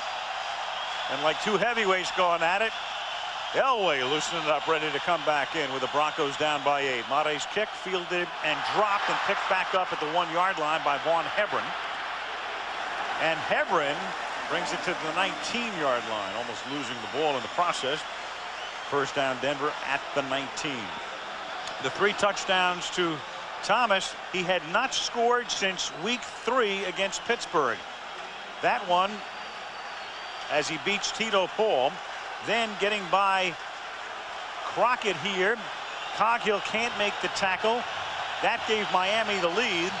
And then a moment ago, adjusting, reaching, Gordon covering on the play. Touchdown Miami. On that 4 receptions on the entire evening, 3 of them for score. Right, and on that second play, Crockett's got to get a hand on him and not let him get off the line that easily. From the 19 now, it's Elway's chance. And he hits McCaffrey, and McCaffrey gets rolled down at the 28-yard line. Tackle made there by Sam Madison. You know, and all the thing, you know, for all that Miami has accomplished now in the last 10 or so minutes, you know, they're only up by 8 points, and this is exactly, if I'm Mike Shannon, this is exactly the situation I want my team in right now on the road. You know, they really have nothing to play for. They need to be tested. And this is exactly where you want your football team to be at the end of the year, to show me something right now. Second and a long one from the 28-yard line. Davis. And Davis thrusting forward, comes close to picking up the first down. Jason Taylor is there with under 5 minutes to play in the third. Dan, that might have been his best run of the night right there, because he would have gotten stopped, and it looks like he lunged forward enough for a first down. Little runs like that, great running backs are able to accomplish the little things, and breaking tackles, falling forward to gain a half a yard or 2 yards for a first down. This is why he's one of the best in the league right now. And it really, again, though, you're right, Boomer. It was a fine effort by Terrell Davis. But again, you just have to continue to praise this defensive unit of the Miami Dolphins. Every yard for the Broncos tonight is something they have had to scratch for. Everything's been contested. And we'll see some more balls thrown downfield. I guarantee it. With the way Madison and Buckley are playing, coming out in the second half, Elway got a chance to throw it down to Rod Smith. I wouldn't be surprised if we see a few more of those plays right here along this part of the game. And it's what Buckley and Madison have seen all year. They're in this press coverage against every team they play every down. It's all they do. Oh, I talked to Buckley before the game. He goes, hey, man, I'm matched up. I'm ready to go. Come on, throw the ball at me. First down at the 29-yard line. And on an end around, the Dolphins sniff that one out. And the speed of Jason Taylor takes care of Rod Smith.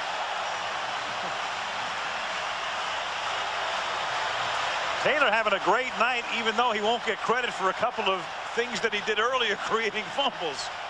He knocked the ball loose from John Elway a couple times in the first half. And this is just, again, an illustration of Jason Taylor and his remarkable athleticism and speed. Look at that burst as he gets inside Carswell. He looks like a power forward. Oh, what acceleration. I was down next to him on the field. He looked like a power forward out there. I'll guarantee you Karl Malone's not that fast. That's a 10-yard loss. It's second down and 20. Elway under pressure. Here he goes. And at the age of 38, still nimble enough to get up to the 35-yard line, breaking a tackle earlier by Shane Burton earlier in the play and picking up 16, setting up 3rd and 4. Now keep in mind, John Elway has had hamstring problems earlier this year, and I'm sure every time Mike Shanahan sees John Elway digging out of the backfield like this at 38 years old, he has to be a little concerned. He has to be, but it's still about being battle tested, watching your quarterback, your leader, your football team do things like this in a meaningless game means something not only to him but the rest of those players on the football field. 3rd down and 4. And that's tipped and incomplete. And the Miami defense does its job. So the offense has taken the lead. They've scored twice in 2 possessions.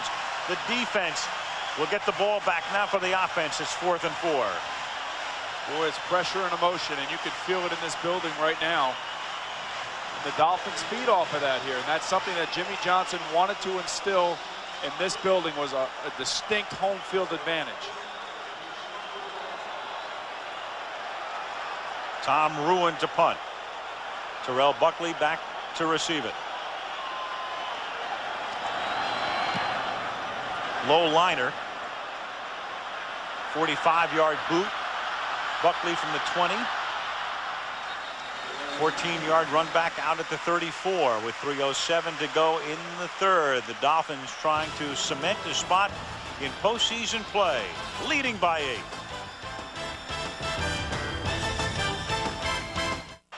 What a night for Lamar Thomas, who at the moment is on the bench as Miami has a 1st and 10 from the 33-yard line. And Dan Marino going to the air. He's completed 10 straight. That's McDuffie making the catch.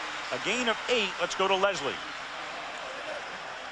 Al, the Lamar Thomas's family is all here to support him. He's enjoying tremendous support. He is joined by his uncle, Mac Carter, his aunt, Patricia Carter, and his grandmother, Eris Thomas, who raised him in Ocala. He came over and he told them all, this is an early Christmas present for you, the 3 footballs. They said the best thing is that all the touchdowns are in this end zone and they haven't had to run to the other side. Al? Well, they're going to get 50-yard line seats next week if he keeps playing like this. No kidding.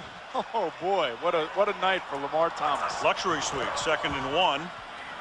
Avery, and they're able to spread them out, and John Mobley is in there to make the tackle behind the line of scrimmage, and they've just turned a 2nd and 1 into a 3rd and 4. Oh, just keep throwing the ball. Forget this. You can't run it.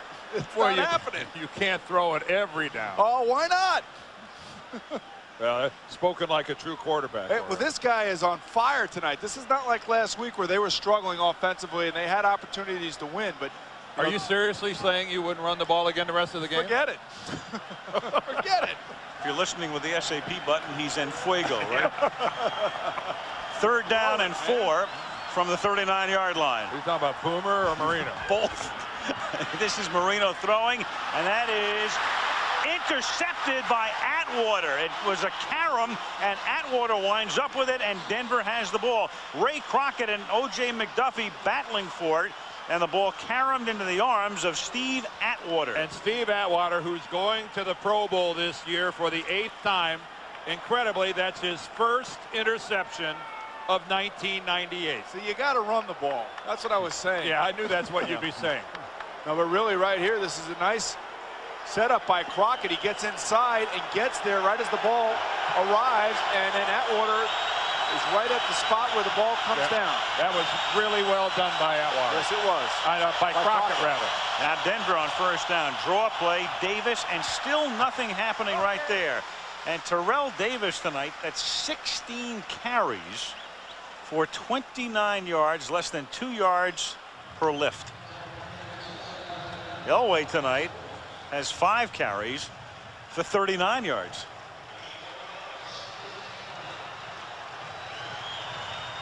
So who would have thunk this?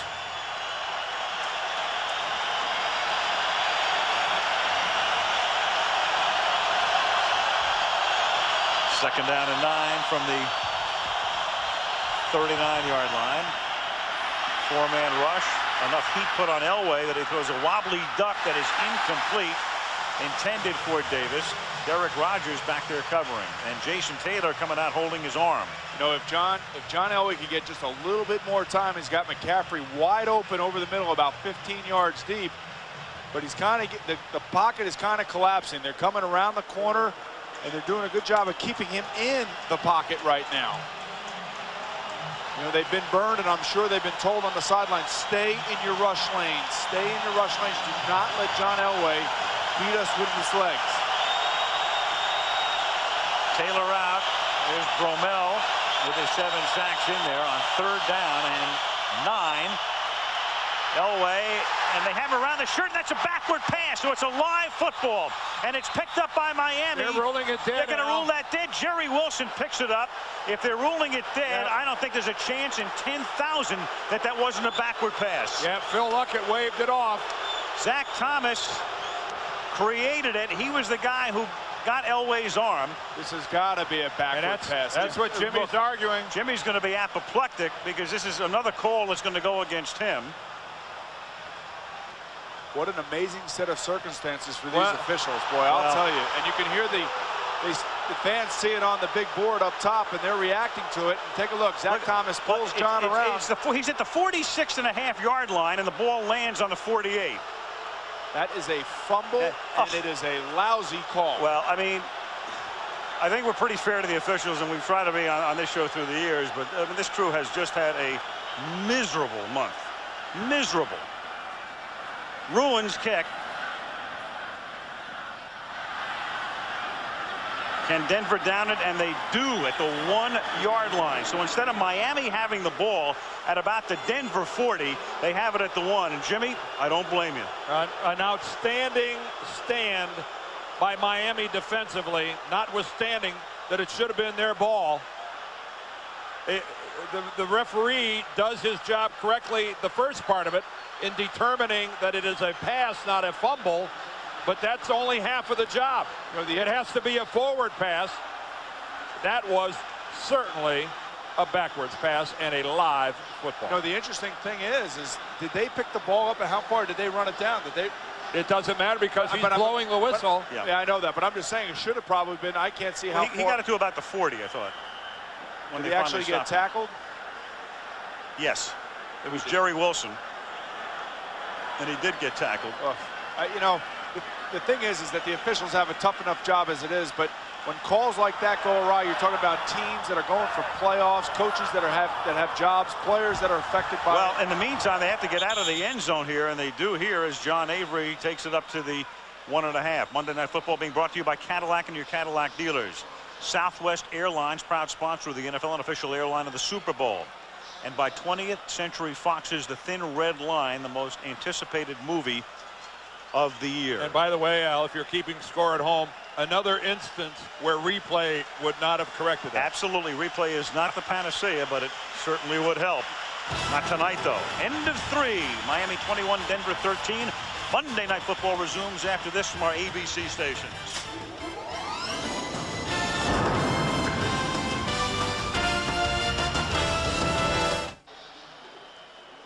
John Elway, and he and the Broncos have been the beneficiaries of 3 atrocious calls by the officials tonight. This last one precipitating that Jimmy Johnson reaction. Boy, and he has every right to be angry. I mean, his team is fighting for a playoff spot, and to have those calls go against you, it's got to be unbelievable how frustrating that is. 2nd and 9, and this is Ed Perry taking it out to the 8-yard line. And during our commercial break, Phil Luckett went over there to explain. The ball went backwards. It's a fumble. That's what he's saying. Oh, now I'm not going to tell you what he said there.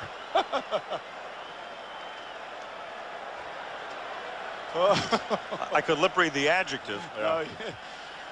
And it's right. And as I was saying, there's so much stress and pressure put on coaches and players week in and week out to be basically have 3 calls go against you. Well, that's just real. 3rd and 3, and that is incomplete as it is Troy Drayton who tries to haul it in at the 15, and now Miami is forced to punt.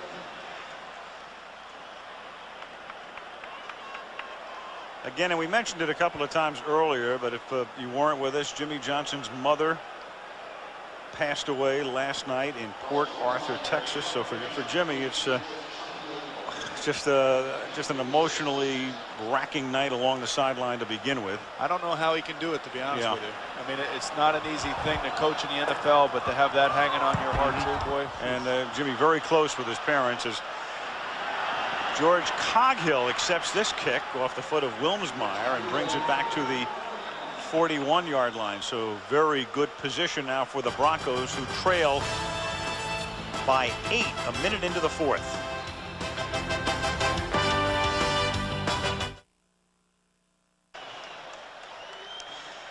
Well, gents, you know, when we saw the schedule come out this year, we knew this would be a big night to begin with. Marino against Elway. Then we had the specter of the undefeated season, which went away. But it's Marino and Elway again, and it's quite a show. And it's also a Miami Dolphins team that is playing for a spot in the playoffs, and they're playing with that kind of intensity tonight.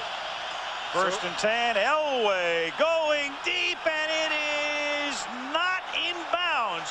Rod Smith with the coverage by Sam Madison, and the side judge is right there, down there to say he wasn't in, and that was Laird Hayes, the side judge, making that call. And it looks from here he made the right call. So, you know, you got to give them credit when they make the calls right, and you see right here Smith steps out right there. But we're going to see some more of that tonight as the night goes on, just because of that particular type of coverage and how aggressive they are. We keep talking about it. The opportunities for plays are there. Second and 10. Davis squirts through the middle. Flag comes in. Terrell's longest carry of the night, 9 yards. We'll have holding here. So no ground game at all for the Broncos tonight, and that's kind of front page news. There's no ground for either team, and Holding, offense, number 66. 10 yards, remains, second down. this Dolphin defense makes you make decisions quickly, and they force you into situations with their penetration and their speed, and whether it be the running back or whether it be the quarterback or the receivers down the field, you have to be on target and you have to make them right. And for most of the game tonight, the Denver Broncos have been off in their decision making. Well, this is a well-schooled unit. George Hill, their defensive coordinator, 65 years old. A lot of wisdom going into this group. Second down and 20. And there's another flag, and there's no play. This play was whistled dead before it started.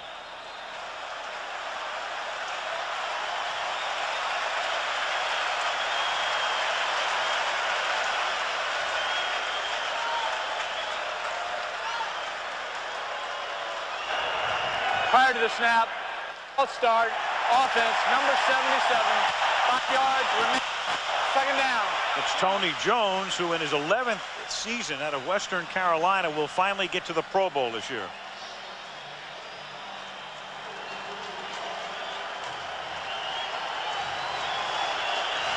Interesting now, you know, the Broncos are getting a little bit of their own medicine here. The noise in this stadium is really heating up, and the defense feeds off of that emotionally, and they just jack themselves up that much more. Second down and 25. Elway, a ton of time, throws an out for McCaffrey, and that's broken up by Buckley. Right on him, too. I mean, right there. It is hard to stick with a guy who comes back as far as Ed McCaffrey came back to help out John Elway. It's amazing to me that neither one of these corners got Pro Bowl recognition. Really, I mean, you watch them. I mean, they're right in there, and there's no zones here. This is actually a zone, and Buckley has a nice understanding of where McCaffrey is and stays right with him. Well, the three corners from the AFC, Ty Law, Aaron Glenn, and Sean Springs. How do you not vote those guys? I know. And that's the thing. But man, 15 INTs between Madison and Buckley. Third down, 25. Elway with about a half hour, and then adjusting but not making the catch is Dwayne Carswell, the tight end, going all the way downfield. And Lorenzo Bromell makes the acquaintance of John Elway as that pass is launched. Well, you'd think after a half an hour he'd have somebody open. Well, you know, that time they only rushed 3 guys and they left 8 in the secondary. And really, very few balls have been uncontested by the defense tonight. You can see right here, John Elway takes a pop. And I mean, again, Terrell Buckley right there where the football is. And you can't say enough good things about these guys back in the secondary of the Dolphins. O.J. McDuffie goes back to receive this Tom Ruin wobbly kick. And McDuffie fields it on the run at the 19 and brings it back out to the 28-yard line. Tackled there by Tito Paul. We have 12:41 left in regulation. Miami 21, Denver 13.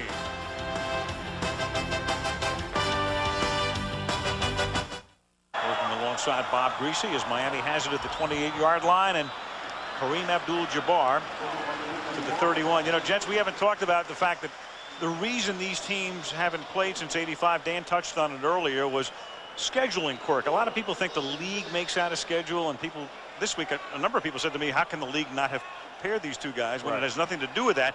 But our man, our director of information, Steve Hurt, went into the archives, put his green eye shade on, went back to his old UNIVAC computer, and figured out the odds against it happening, that they weren't paired up over 12 years. 458 to 1 were the odds mathematically that would happen. See, I would have thought it would have been somewhere in the 470s. I thought so too. Marino on 2nd and 7 throws incomplete. I don't have enough time in my life to figure things out like that. Well, when you think, it is amazing, because if a team wins a division title, for instance, if you win the AFC West, the next year you play the champions of the other two divisions. Now, the Dolphins and the Broncos have each won a lot of titles, but never in the same season. They would have had to been up at the same time or down at the same time. Right. Their biorhythms were completely opposite. That's what it amounts to. But tonight we have this harmonic convergence.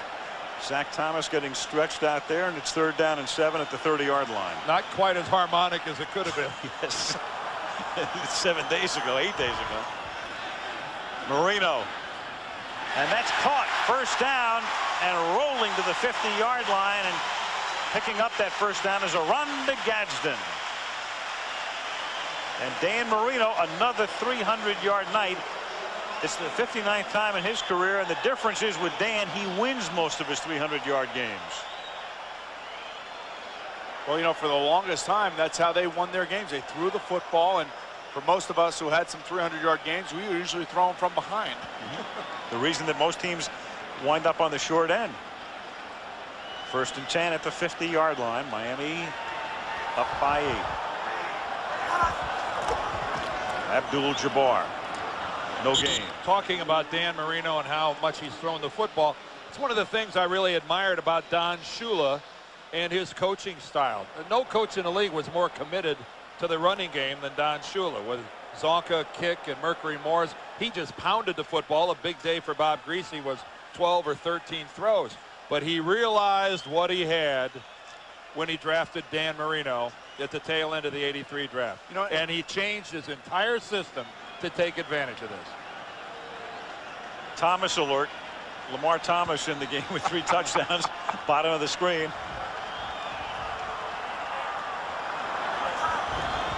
On 2nd and 10. Marino escaping, throwing for Jaquette, and incomplete.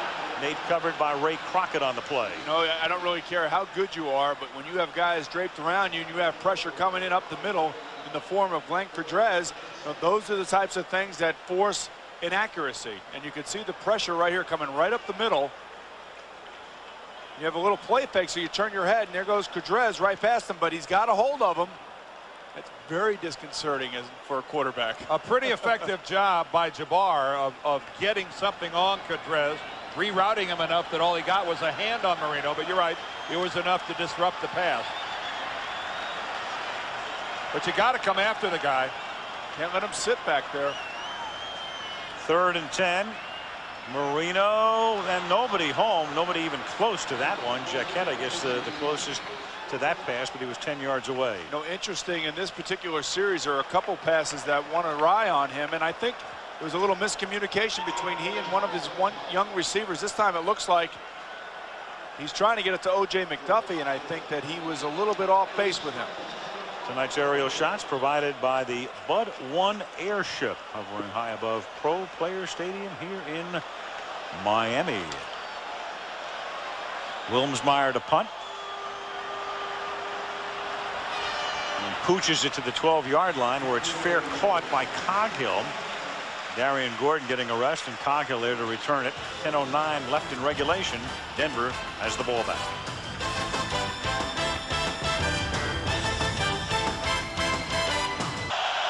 Denver 1st and 10 from the 12. Elway has missed 6 in a row and make that 7, but there's a flag down. Holding. You know it's going to be holding, and Jason Taylor is in the midst of it again. This was a full-blown tackle here. You know, Miami has not had a single penalty assessed against them tonight. If this one's accepted, this will be the 8th on Denver.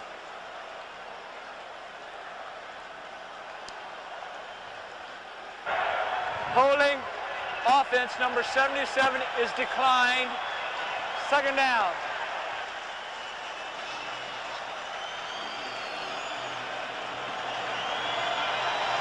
77 is Tony Jones at the top of your screen. Jason Taylor takes an inside, and Jones seemed completely unprepared for it and just hooked him and dragged him down. Elway, 11 out of 29. He is 0 for his last 7. And now he's 0 for 8 with a pickoff. And there Sam is number Madison. 8 for Madison. Inside the 10, first and goal at the 6. 0 for 8 becomes Sam's 8.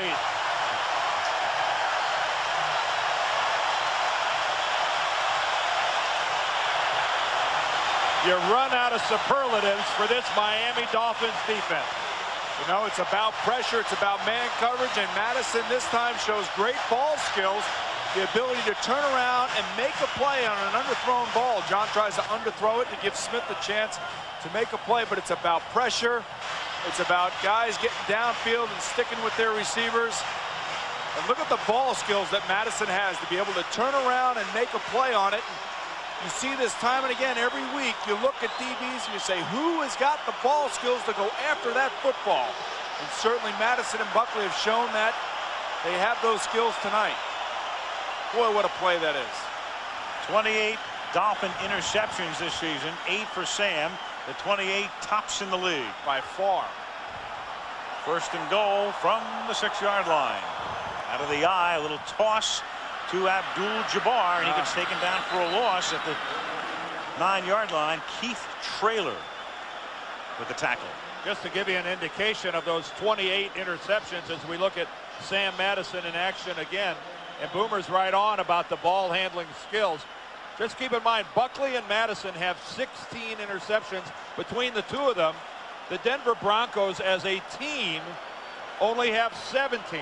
And that rating for John Elway, 37.4 coming into the game, 95.6 for the season. That's his career high. A miserable night for John, courtesy of the Dolphins.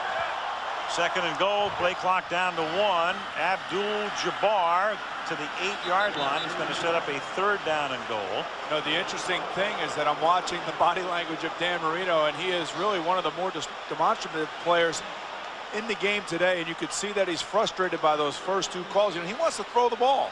When they got down there the last time, first down, they throw it to Lamar Thomas for a touchdown, and they're unable to get anything done on the ground. So now you stick your player, it's 3rd and 8, and you stick him in a situation where you know he has to throw. Dan Marino's a quarterback that Bobby Lane would love.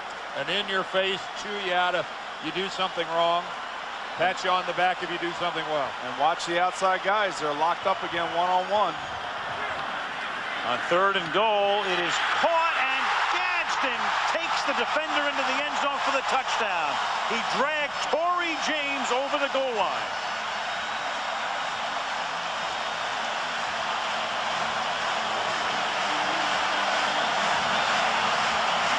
Gadsden lined up outside to his left, and they've been throwing those little fade patterns. This time, it's a little slant off the fade move, and he gets right underneath James, and the ball is delivered perfectly down low. And you can see Gadsden get in front of James, and now it's all up to Gadsden and his bad toes to get in the end zone.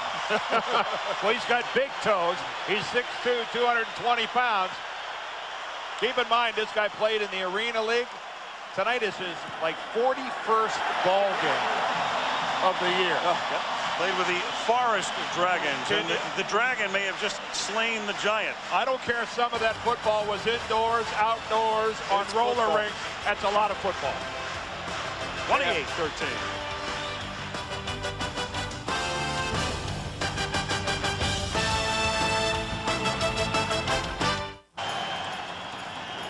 And in Miami, the kickoff here fielded by Vaughn Hebron. And Vaughn with a big run back out in front, and he's going to put Denver right back into the game. The Broncos haven't had a kickoff return for a touchdown since 1972, and Vaughn Hebron takes it back 95 yards. The Denver Broncos have gone 408 games without a kickoff return for a touchdown. And Rick Dennison, happy, happy, happy, happy. Are you kidding me? Oh, boy. And the Broncos were ready to put Bubby Brister back into the game here, and Elway was going to get the rest of the night off. Now you have to wonder if that's going to change. No, Bubby's in there now. They're going to go for 2 right here. I guess Mike Shanahan going to stick with it. Outstanding blocking, never touched by a Miami defender. And Vaughn Hebron running away from the field.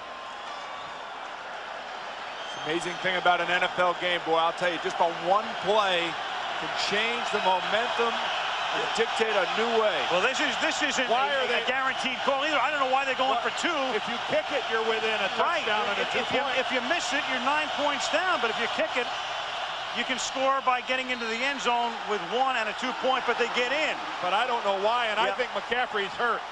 McCaffrey made the catch. Oh, okay, he's all right. Boy, he twisted around the wrong way. But whatever the card was they were going off of is wrong in that particular case. Yeah, you make it 28-20 if Absolutely. you just kick it.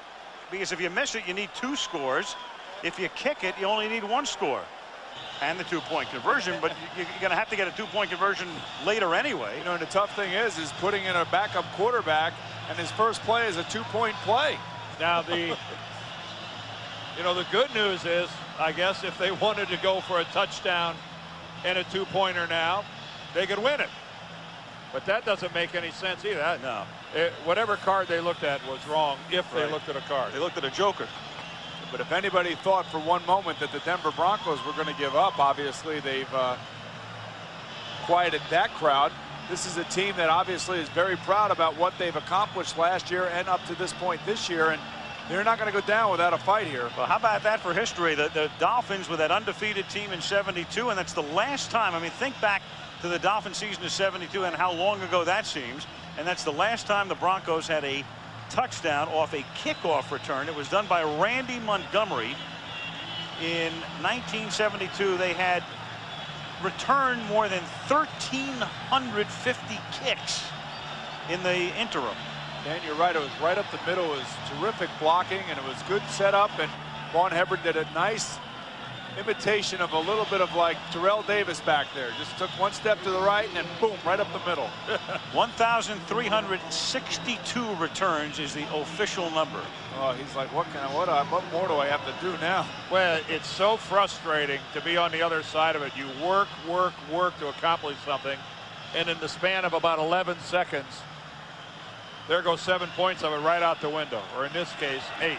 Now think about that in the Baltimore game last week against Minnesota. They had 3 kickoffs returned for touchdowns in the first quarter alone, and this is Avery, who was trying to duplicate the feat but gets taken down up at the 37-yard line.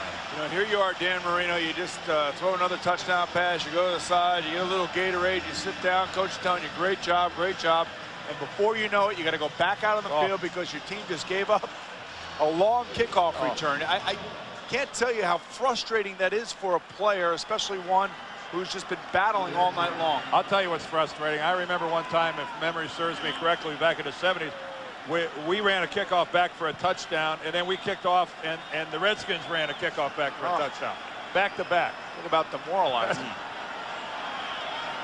First down for the Dolphins up at the 37-yard line with 7:45, trying to take some time off the clock now, but that running game has gone nowhere. Abdul-Jabbar gets taken down after a minimal gain. Abdul-Jabbar tonight has carried the ball a total of 13 times. As you look at Marino's numbers, make it 12 times for 4 yards, and that's why the Dolphins are winning when you look at Marino's numbers, because they certainly negated everything that's happened on the ground. This is where you would love to have a running game to take some of the pressure off of you in your passing game. A minute ago, you were wanting him to throw on every down. No, I just said this is where you wish. 2nd and 9, and it's caught by Lamar Thomas with his 3 touchdowns tonight to the 48-yard line and a first down, the Denver 48. I'll tell you, the secondary of the Broncos are having a heck of a time covering these guys, and then when they do catch the ball, they're having a heck of a time trying to tackle them. Well, they're blitzing, they're stunning, they're trying a lot of different avenues to get to Dan Marino. But again, they're finding out, and maybe it's because they haven't played him since '85. This guy gets rid of the football in a hurry. Sure. And, you know, the thing we're talking about to Mike Shanahan yesterday, and he was telling us how, you know, hey, this game, we're playing it to win it. Darian Gordon, meanwhile, out of the game at one corner for Denver with a bruised shoulder. Flag comes in. This is Abdul-Jabbar. There is Gordon, the cornerback and also their punt returner. Hands to the face, and that's against Denver. So still no penalties against Miami tonight. For a moment there, I thought Phil was so upset with himself he was inflicting some. Illegal hands to the face, defense number 25, 5 yards from the end of the run with an automatic first down. 5 yards. Darius Johnson. Mike Shanahan will take his team home after the game. They wrap it up against Seattle at Mile High next week. We'll see the penalty here. They actually called that on Darius Johnson. Well, touchy-feely. It looked like to me it was the other way around, didn't it? No, yeah.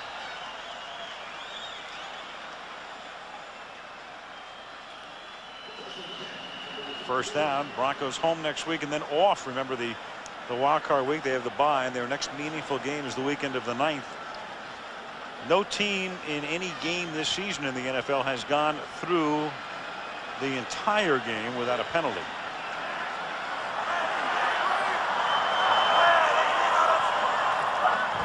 And this is Abdul-Jabbar,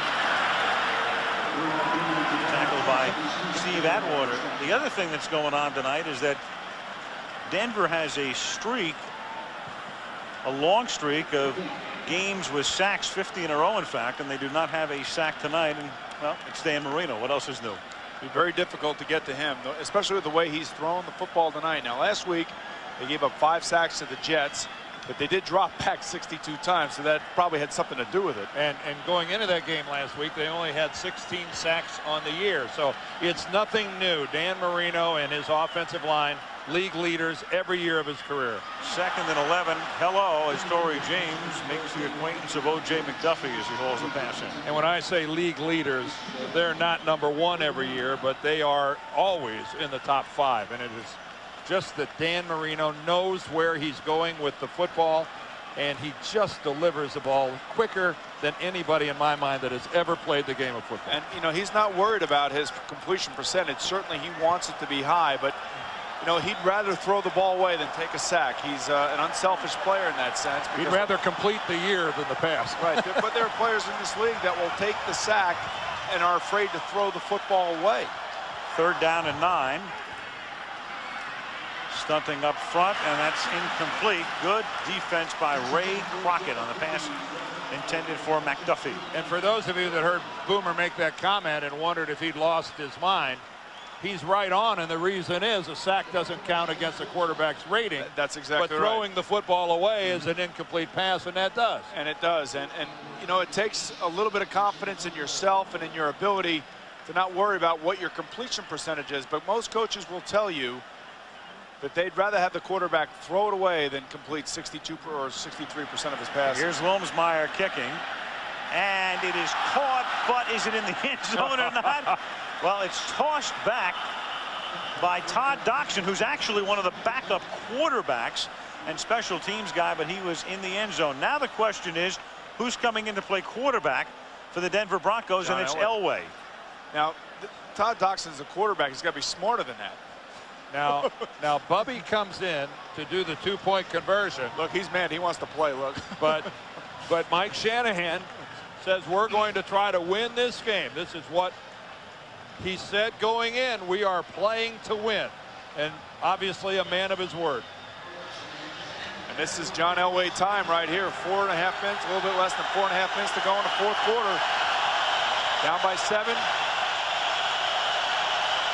John Elway, no stranger, of course, to game-winning drives in the 4th quarter and overtime, and that's number 2, right? Number 2 all yep, time. In fact, we have well, Marino and Elway 1-2 in just about every category.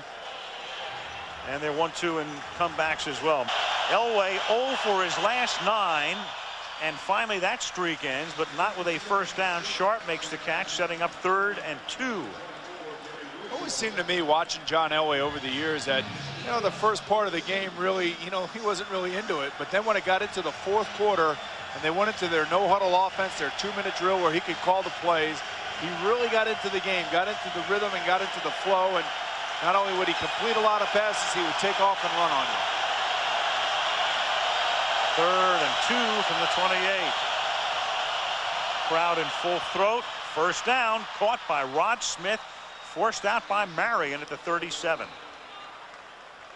Officially, Elway has led 40 drives in his career, game-winning drives in the fourth quarter or overtime, second among active players. And of course, the guy who's number 1 with 45 is on the other bench. And that's a drive that puts a team in the lead to stay in the regular season. You see those numbers all over the joint, but those are the official numbers. Marino 45, Elway 40. 1st and 10 from the 37-yard line.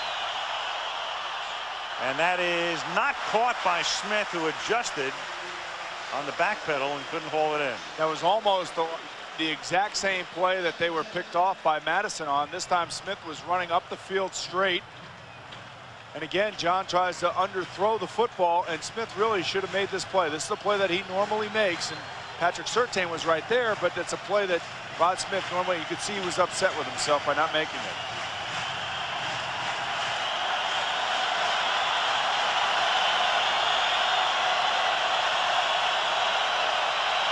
Second and 10.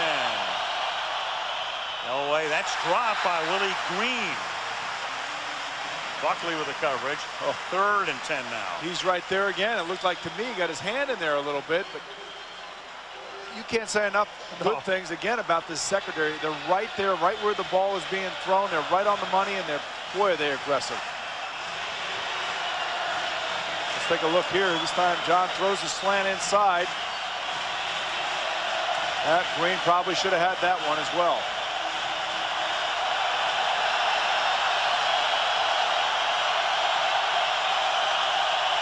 Crowd as raucous as it's been all night.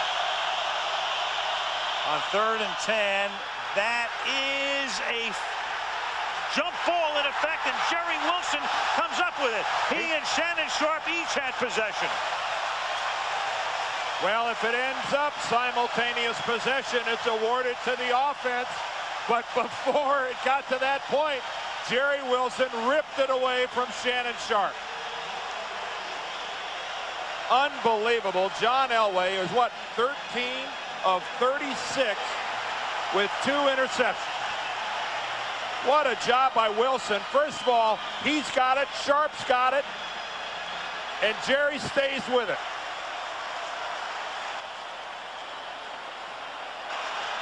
Wilson has more of it there. Sharpe ends up with more of it there, I think, and then Wilson gets it back. Boy, that's really big-time stuff. And this is Avery. And for Jerry Wilson, who is in his 4th season, that's his 1st career interception. Now the Broncos will start to call timeout here to save some time, so it's a good move by Mike Shanahan to do this. It's a great move. On the other side of that, you've got to stop him. Otherwise, you've wasted your timeouts. And then the opposition can run the clock out. Here's a reminder, tomorrow, if the holidays have you a little stressed, here's The Cure. Laugh the night away with the new family comedy America loves, The Hughleys. Tomorrow at 8:30. Well, it's been a while since John Elway has had a passing night like tonight. Now, he hasn't had tons of help. He's had some dropped balls by some of his receivers. But still, the coverage by these members of the Miami Dolphins defense. Look at that, 13 of 36. A 26.5 rating and down there around a 33% completion average. That's stunning. They will look at this film tomorrow, and they will see Miami green all over their receivers downfield. And when he did have guys open, he had pressure. Well, let's face it, Boomer. Every team that's going to face Denver in the playoffs is going to study this film over and over and over. 2nd down and 9. Stanley Pritchard, the fullback, has come out holding his wrist, and so Marino goes to the air to move the chains, and Thomas does the smart thing by staying in bounds to keep the clock going, and now Denver is forced not to use a timeout here because you have a first down. What a terrific call by Kippy Brown. This time he fakes the ball, has Dan Marino fake the ball to Avery in the line to the left, and he actually rolls him out. Something that you don't see Dan Marino do very often is throw on the run like this, and he's very capable of doing it. And a real nice play by Thomas that time, staying in bound and catching the football. Well, they thought about it for a minute, and then Denver decided they might as well take the timeout here. Look, it's the rock and hard place cliche right now with a first down and only one timeout in the 2-minute warning. Marino tonight 355 yards, Elway 151, and Davis, I mean, that's the other story tonight. Terrell Davis, 16 carries, 29 yards. You know what? They're not mile high, though. That's the thing. If it were a mile high and it was something like these kind of numbers, I would definitely be alarmed. But on the road, when you have nothing to play for against a team that is as desperate as Miami is, I don't really know how significant that is.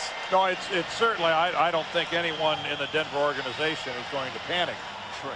Certainly, he won't be benched next week. They'll be sorry they lost. He'll be happy if he leaves here healthy. Right. And that's the key. But as Shanahan was saying last night, and we talked about it tonight, he wants his team to be playing well at the end of the year, and that is not the case right now. 1st and 10 from the 29. Avery, and he picks up 5, and Denver will take its final timeout with 2:41. So how does this make the Minnesota Vikings look right now? I mean, obviously last night they looked awesome last night again, and well, I'll tell you, Denver had been going on here now undefeated, and nobody's really talking about the Vikings. We were, and we saw them a few times. They were exciting, but really right now at 14-1. And congratulations must go out to the teams like the Atlanta Falcons and Dan Reeves, and they won a big game and clinched their division, and also the Jets, Jets, finally. And our 1969. Our thoughts with Dan Reeves as well. As many of you know, Dan had to be readmitted to the hospital yesterday. He will not be involved in any game planning for the Miami game. We want to get him fit and ready to patrol the sidelines the second weekend of January. Yeah, that's where the bye week really comes into play for the Falcons. Buying Dan Reeves an extra week of recuperation. You know, and another huge win yesterday, New England over San Francisco with backup Scott Zolak, who's from. How do you figure that? Who's from? I don't care where he's from. Come on. Well, you know he's not from Michigan. He's from. Hey, where's Jake Plummer from? Richest guy in Arizona, 2nd and 5. And Avery gets stopped here, and this will take us to the 2-minute warning because Denver is out of timeouts. Is he from Hofstra? Is that where he's from? Or you've been touting Hofstra? Well, no, Scott Zolak's from Maryland, so come on. Oh, how convenient! Come on, now now it's Maryland. No, come on. Come on, what? Give him what he deserves. It was a big win. Yes, it was. Thank you very much. It was a big win. Well, the 49ers are now forced into a situation where they have to defeat St. Louis at home or have Green Bay lose against Chicago to make sure that playoff game, the Green Bay-San Francisco game, is out west. Have you ever noticed how we have to congratulate Zolak? See, in Boomer's mind, quarterbacks win games all by themselves. It's a one-man show. 2-minute warning.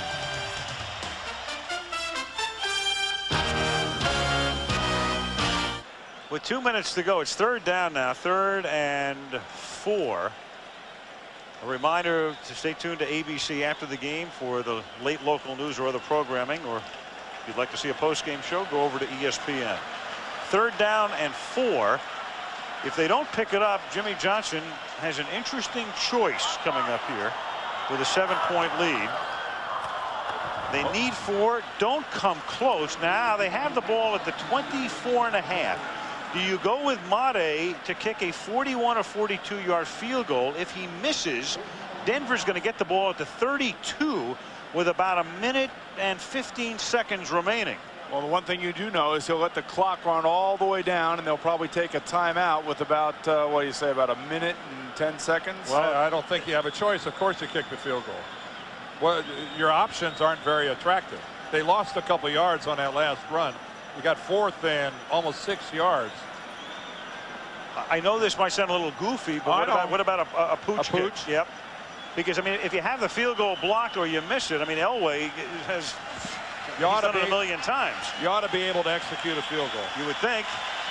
They're going to send Mata in. Definitely at this length, absolutely. Yeah. You ought to be able to execute it. He missed the 28-yarder earlier. Well, that's because we were singing. Well, he better make this one. We'll give him peace and quiet.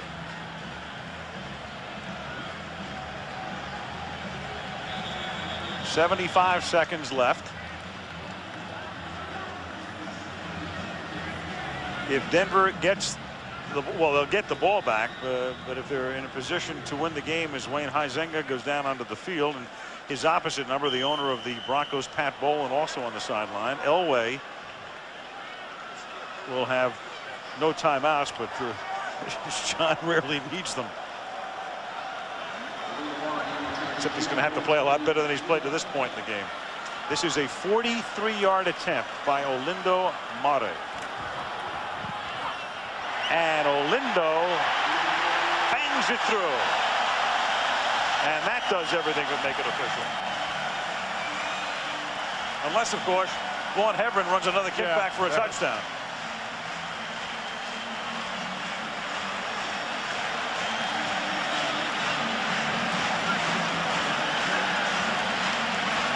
(31-21). Officially, it's 42.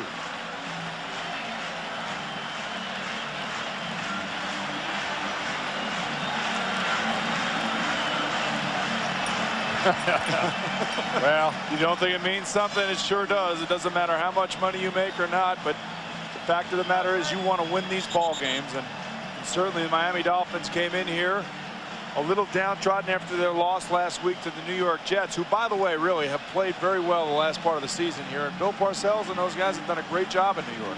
Yes, we've noticed. You've only mentioned the Jets about 10 times you know what? in the second half. We know you live on Long Island, Boomer. We got the point. It doesn't matter. You know, I played there and almost got killed there. The point is, what Miami knew was that they had Denver and Atlanta the last 2 weeks of the season. And if they lost both those games and Tennessee were to win this coming Saturday, they're out. But Miami's work isn't done, but Tennessee's work will be done as far as the playoffs are concerned if Miami holds on to this lead. Miami would be in. Oilers are out. This is Vaughn Hebron. Can he do it again? This time he's out of bounds at the 23. And our last guys as well from the 23-yard line. Brewster is in the game. Bubby throws. That's caught. And staying inbounds, Derek Lavelle up at the 35. So Brewster down by 10. I want to thank Lynn Vandenberg, who patrols our booth. Our statistician, George Hill, no relation to the Dolphins defensive coordinator. No, Lynn does a good job, and she's got to feed you guys. You guys are constantly eating up well, here. You know, we're growing babies here. That's dropped by Ed McCaffrey, and our spotter is Malibu Kelly Hayes, who, as you know, Boomer, lives in Aspen, and wants you to Aspen know, Kelly Hayes. He wants you to know that there's plenty of snow up there. Who just went to Napa this week, I hear, right? What are all these crumbs over here in front of you? Those are not crumbs. Those are shells from Joe Stonecraft. Oh, gotcha. Oh, it's the best part of this job. You get all kinds of free stuff. Oh, just wonderful. Knock Lynn over, why don't you, Dan? Meanwhile, John Elway has not had a rating that low in a game since 1986. In the second half, Elway 6 out of 20 as Brewster gets sacked by Lorenzo Bromell. And so Miami was in the playoffs. Tennessee will be out. If Miami wins next week at Atlanta, and the Falcons have nothing at stake in that game, they're locked into the number 2 seed in the NFC West as the crowd departs here, then Miami would host a playoff game against either New England or Buffalo. Brewster launches one. Man, did he throw that Dade one. County. Wow. Willie Green. I didn't know he could throw the ball that far. That's a good 65 yards in the air. That was pretty impressive. Not bad for it. What is Bubby, 36 years old? Bubby is 36 years old. Let's talk about those 36, 37-year-olds, huh? They're all in the Pro Bowl. Well, let's talk about the Jets some more. Let's talk about the Cardinals. No, hey, they got a shot. They sure do. Yep, he's just over the 20s. He threw it from about the 24-yard line. That ball landed about, what, the 12? That was punt, pass, and kick territory right there. That's 64 yards. Hey, you know what those two teams have in common, don't you? The Cardinals and the Jets. What? I don't play for them anymore. Here's Green, and Green seeking to stop the clock. And he does, and it's time for one more play. But the Miami Dolphins will have cemented a spot in the playoffs on clearly a most bittersweet night for a very pained Dolphin head coach, Jimmy Johnson, losing his mother last night and somehow able to work his way through the game. And it's been a tough one for him, and they've overcome a lot tonight. I mean, they had the 3 atrocious officiating calls that all went against them. Give Jimmy Johnson credit. He had his guys ready to go tonight. They were emotional and they were flying all around, especially on defense. And what can you say about Dan Marino, who had just really a terrific night, and Lamar Thomas, who really came up with some huge plays and gave some Christmas presents to his family in the end zone. Dan Marino and the Miami Dolphins head to postseason play as year 3 of the Johnson reign winds down, and the Broncos, who went 13-0, are now 13-2 with Seattle coming up and an off week. And certainly Mike Shanahan hoping, as we mentioned at the very outset, that history doesn't repeat in the form of 1996, when they didn't play a meaningful game for a long time and were upended in the playoffs by Jacksonville. So Miami wins it. The final score is the Dolphins 31 and the Broncos 21. We'll hear from Leslie and wrap it up from Miami in a minute.